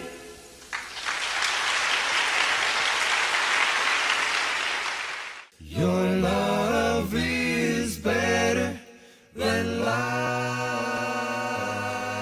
Hi, I'm Rodney Britt. I'm here with my friend Keith Lancaster, my buddy, and we are talking about the album Better Than Life. Better Than Life, 1987. I think it was 87, yeah. Because Traveling Shoes was 85, Conqueror's 86, 86. and this was 87. Man, you're getting old. I feel it. I feel it. My knees, my back, yeah. Eventually, I'll get some gray hair. You think? Hey, I'm liking the goatee action there. Oh, really? Yeah. Well, Yeah, that came through the pandemic. yeah. We didn't have pictures on our cover. Traveling Shoes, Conquerors, Better Than Life. Why was that? Why did we not? I think it was because you didn't know who was coming or going. and I think the idea was if people come and go, then people aren't going to look at an album cover and say, "Hey, where's that guy? Yeah, what happened to him?" So right. We just sort of had a generic cover that didn't have any faces on it.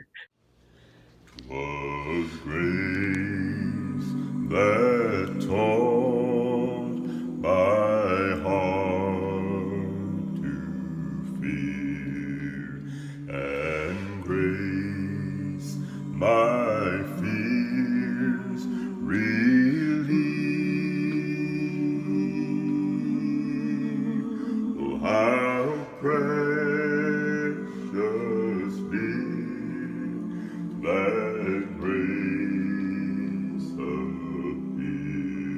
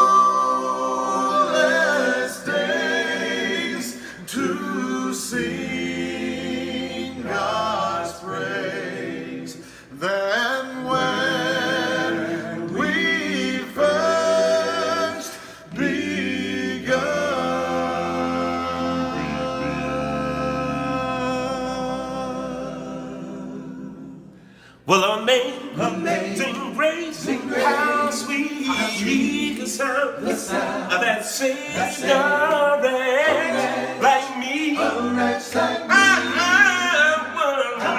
was lost, but now I'm found.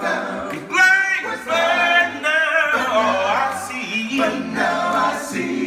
'Twas grace that taught my heart to fear, and grace all my fears relieved. Oh, how precious did that grace appear, the hour, the very first hour I believe. Sublime gracia del Señor, que a un pecador salvó. Perdido yo, mas me halló. Fui ciego y veo yo. Well, when we've been there 10,000 years, bright shining as the sun. Blessed to sing God's praise. And when we first began, amazing grace, how sweet the sound that saved a wretch like me.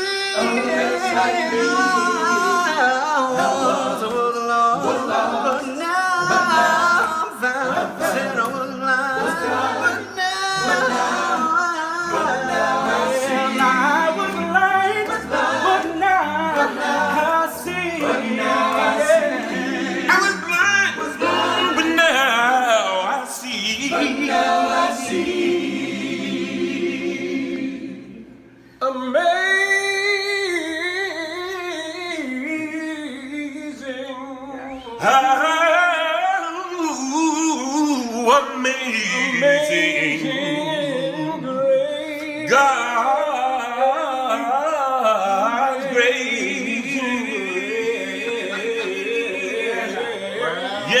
Yeah, Lord.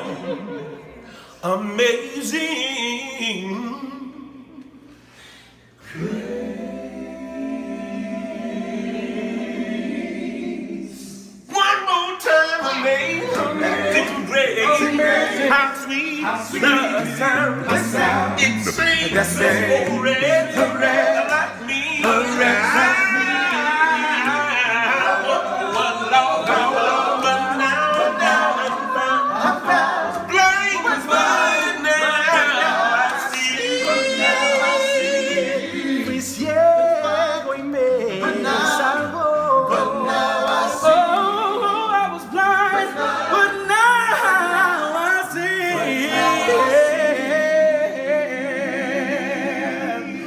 Amazing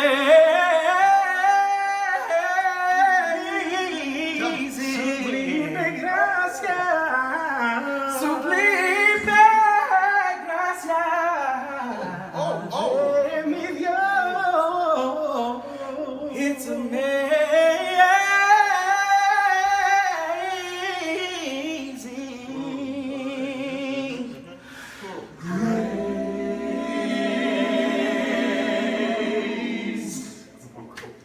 Did I tell you the story that Jeremy Swindle shared about the first time he saw us in concert? I don't think so. He was a young man and he loved Acappella during this time frame, but he had no idea what you and I looked like or what Acappella looked like. We were doing a youth rally and he was thinking, oh, that's great. Apparently we didn't send a picture ahead. It was just our logo, Acappella. And so he was excited. They were going to announce us, and he was really shocked because we must not have looked like what he expected. So the MC said, ladies and gentlemen, please welcome Acappella. And you and I ran out, and he goes,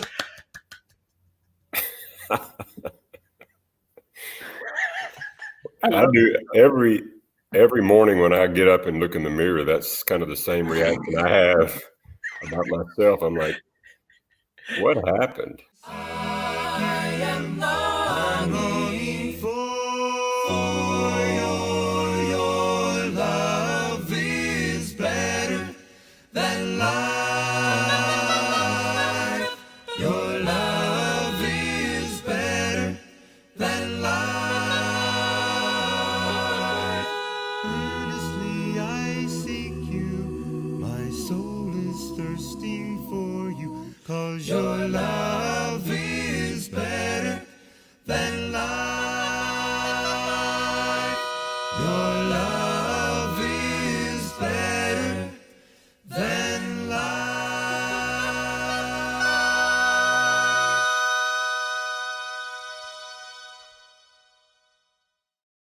Hi, I'm Melissa Lancaster, and I want to welcome you to Praise and Harmony TV.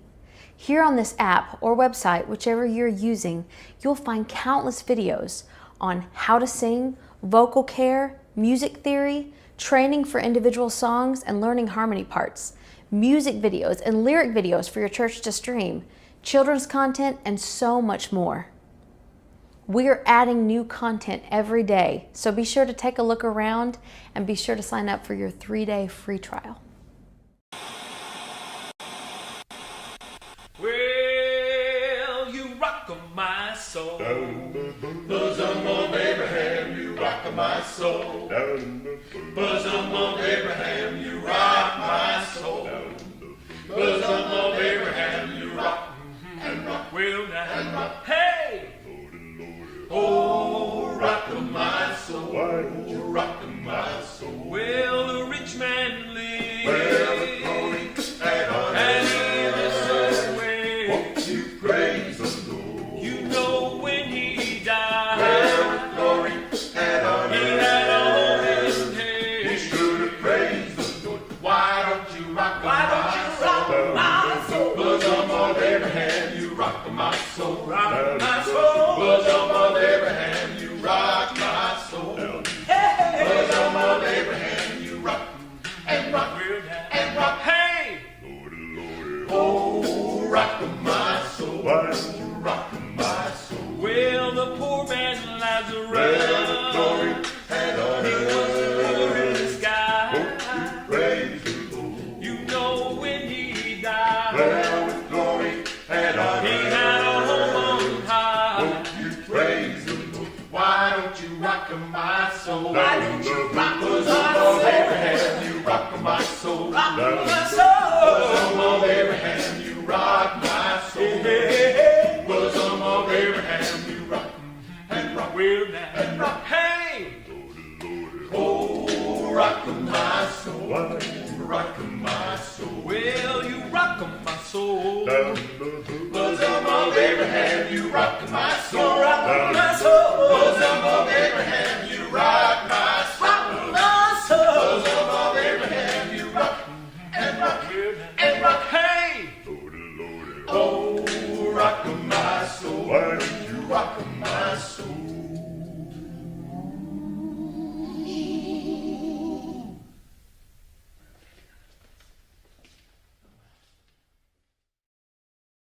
Well, I feel good, good, good. Well, I feel good. Oh, yes, my Lord. Because there's something about the Spirit of Jesus that makes me feel good, good, good, good. Well, I can love, love, love. Well, I can love. Oh, yes, my Lord. Because there's something about the Spirit of Jesus that makes me love good, good, good. Yeah, yeah. Well, I've got joy, joy, joy. Well, I've got joy down in my soul.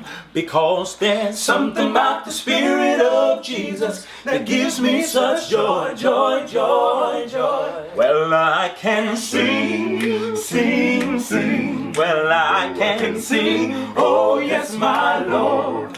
Because there's something about the Spirit of Jesus that makes me sing good, good, good, good. Well, I can serve, serve. Well, I can serve, oh yes, my Lord. Because the song plays something about the Spirit of Jesus that makes me serve good, good, Do you feel good? Good, so good. Well, if you feel good, then clap your hands, because there's something about the Spirit of Jesus that makes me feel good, good, good. Yeah, yeah. I feel good, good, so good. Well, I feel good. Oh, yes, my Lord, because it's all about something about the sweet Spirit of my Jesus that makes me feel good, good, good.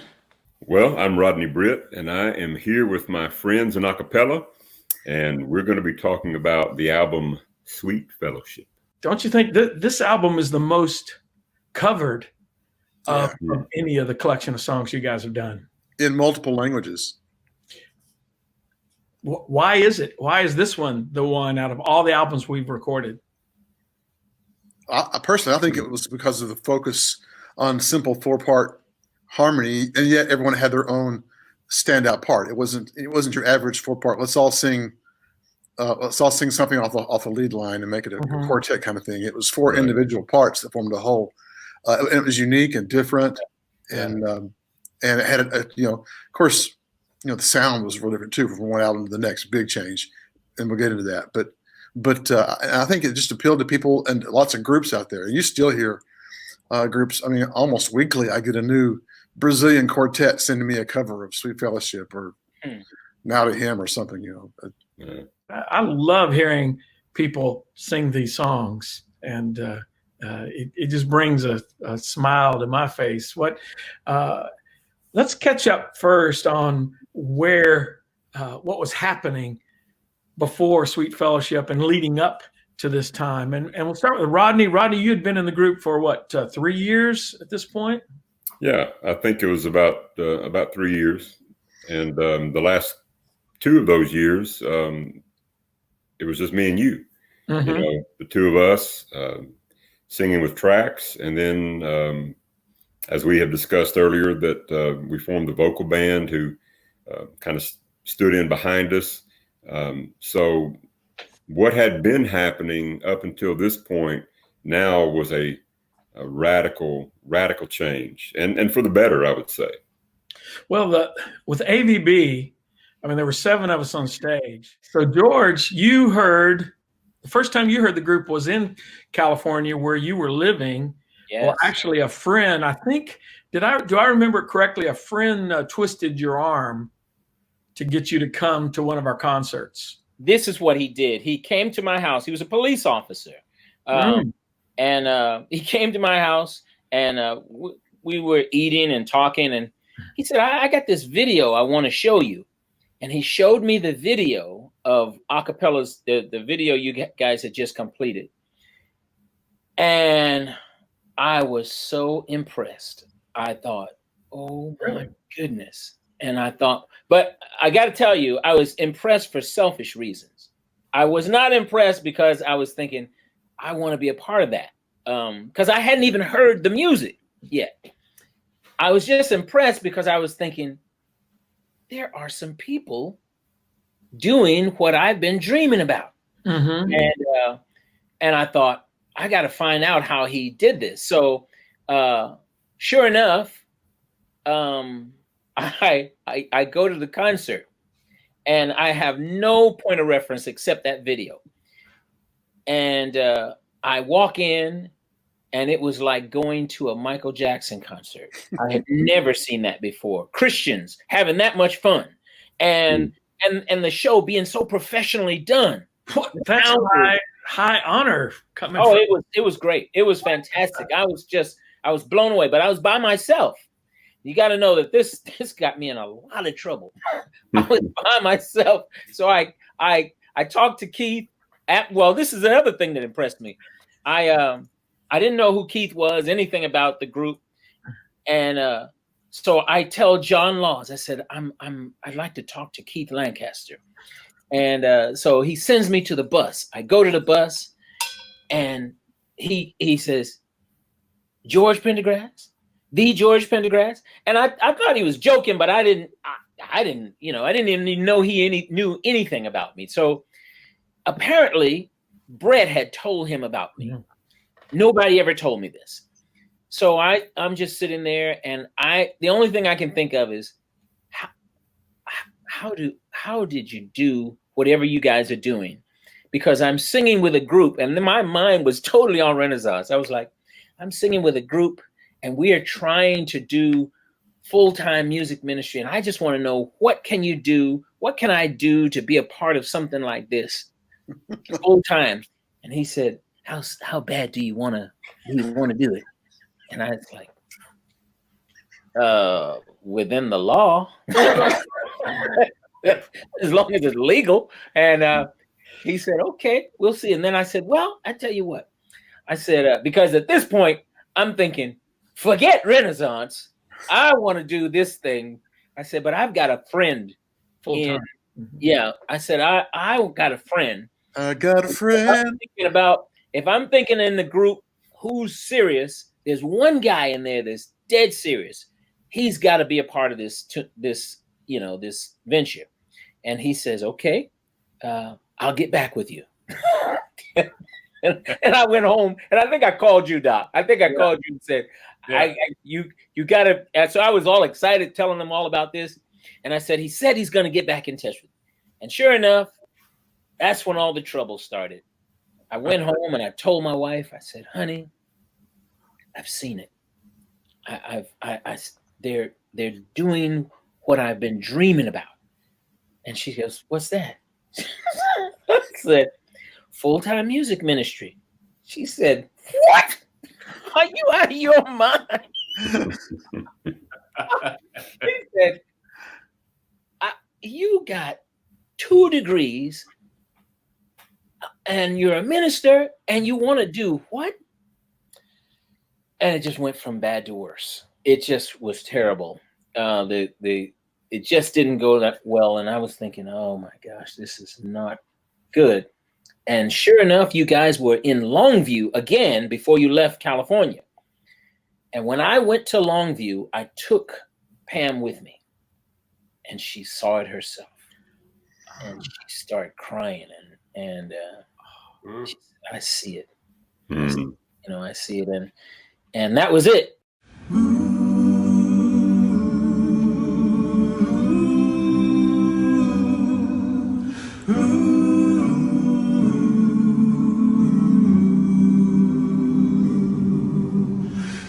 When I'm there with you in heaven, what a wondrous joy will be. Gather with the angel chorus, standing by the glassy sea. Such a thought is hard to fathom, in the presence of my King, and with countless ones forgiven, gathered round the throne to sing. Glory and honor, worthy is the Lamb. Glory and honor, worthy is the Lamb. Mortal words cannot express it, all the ways you reign supreme. Even death can't hold the vastness, nor approach this awesome thing. You are God, and to your glory we will worship and abide. In your presence there forever, we'll be happy to reside.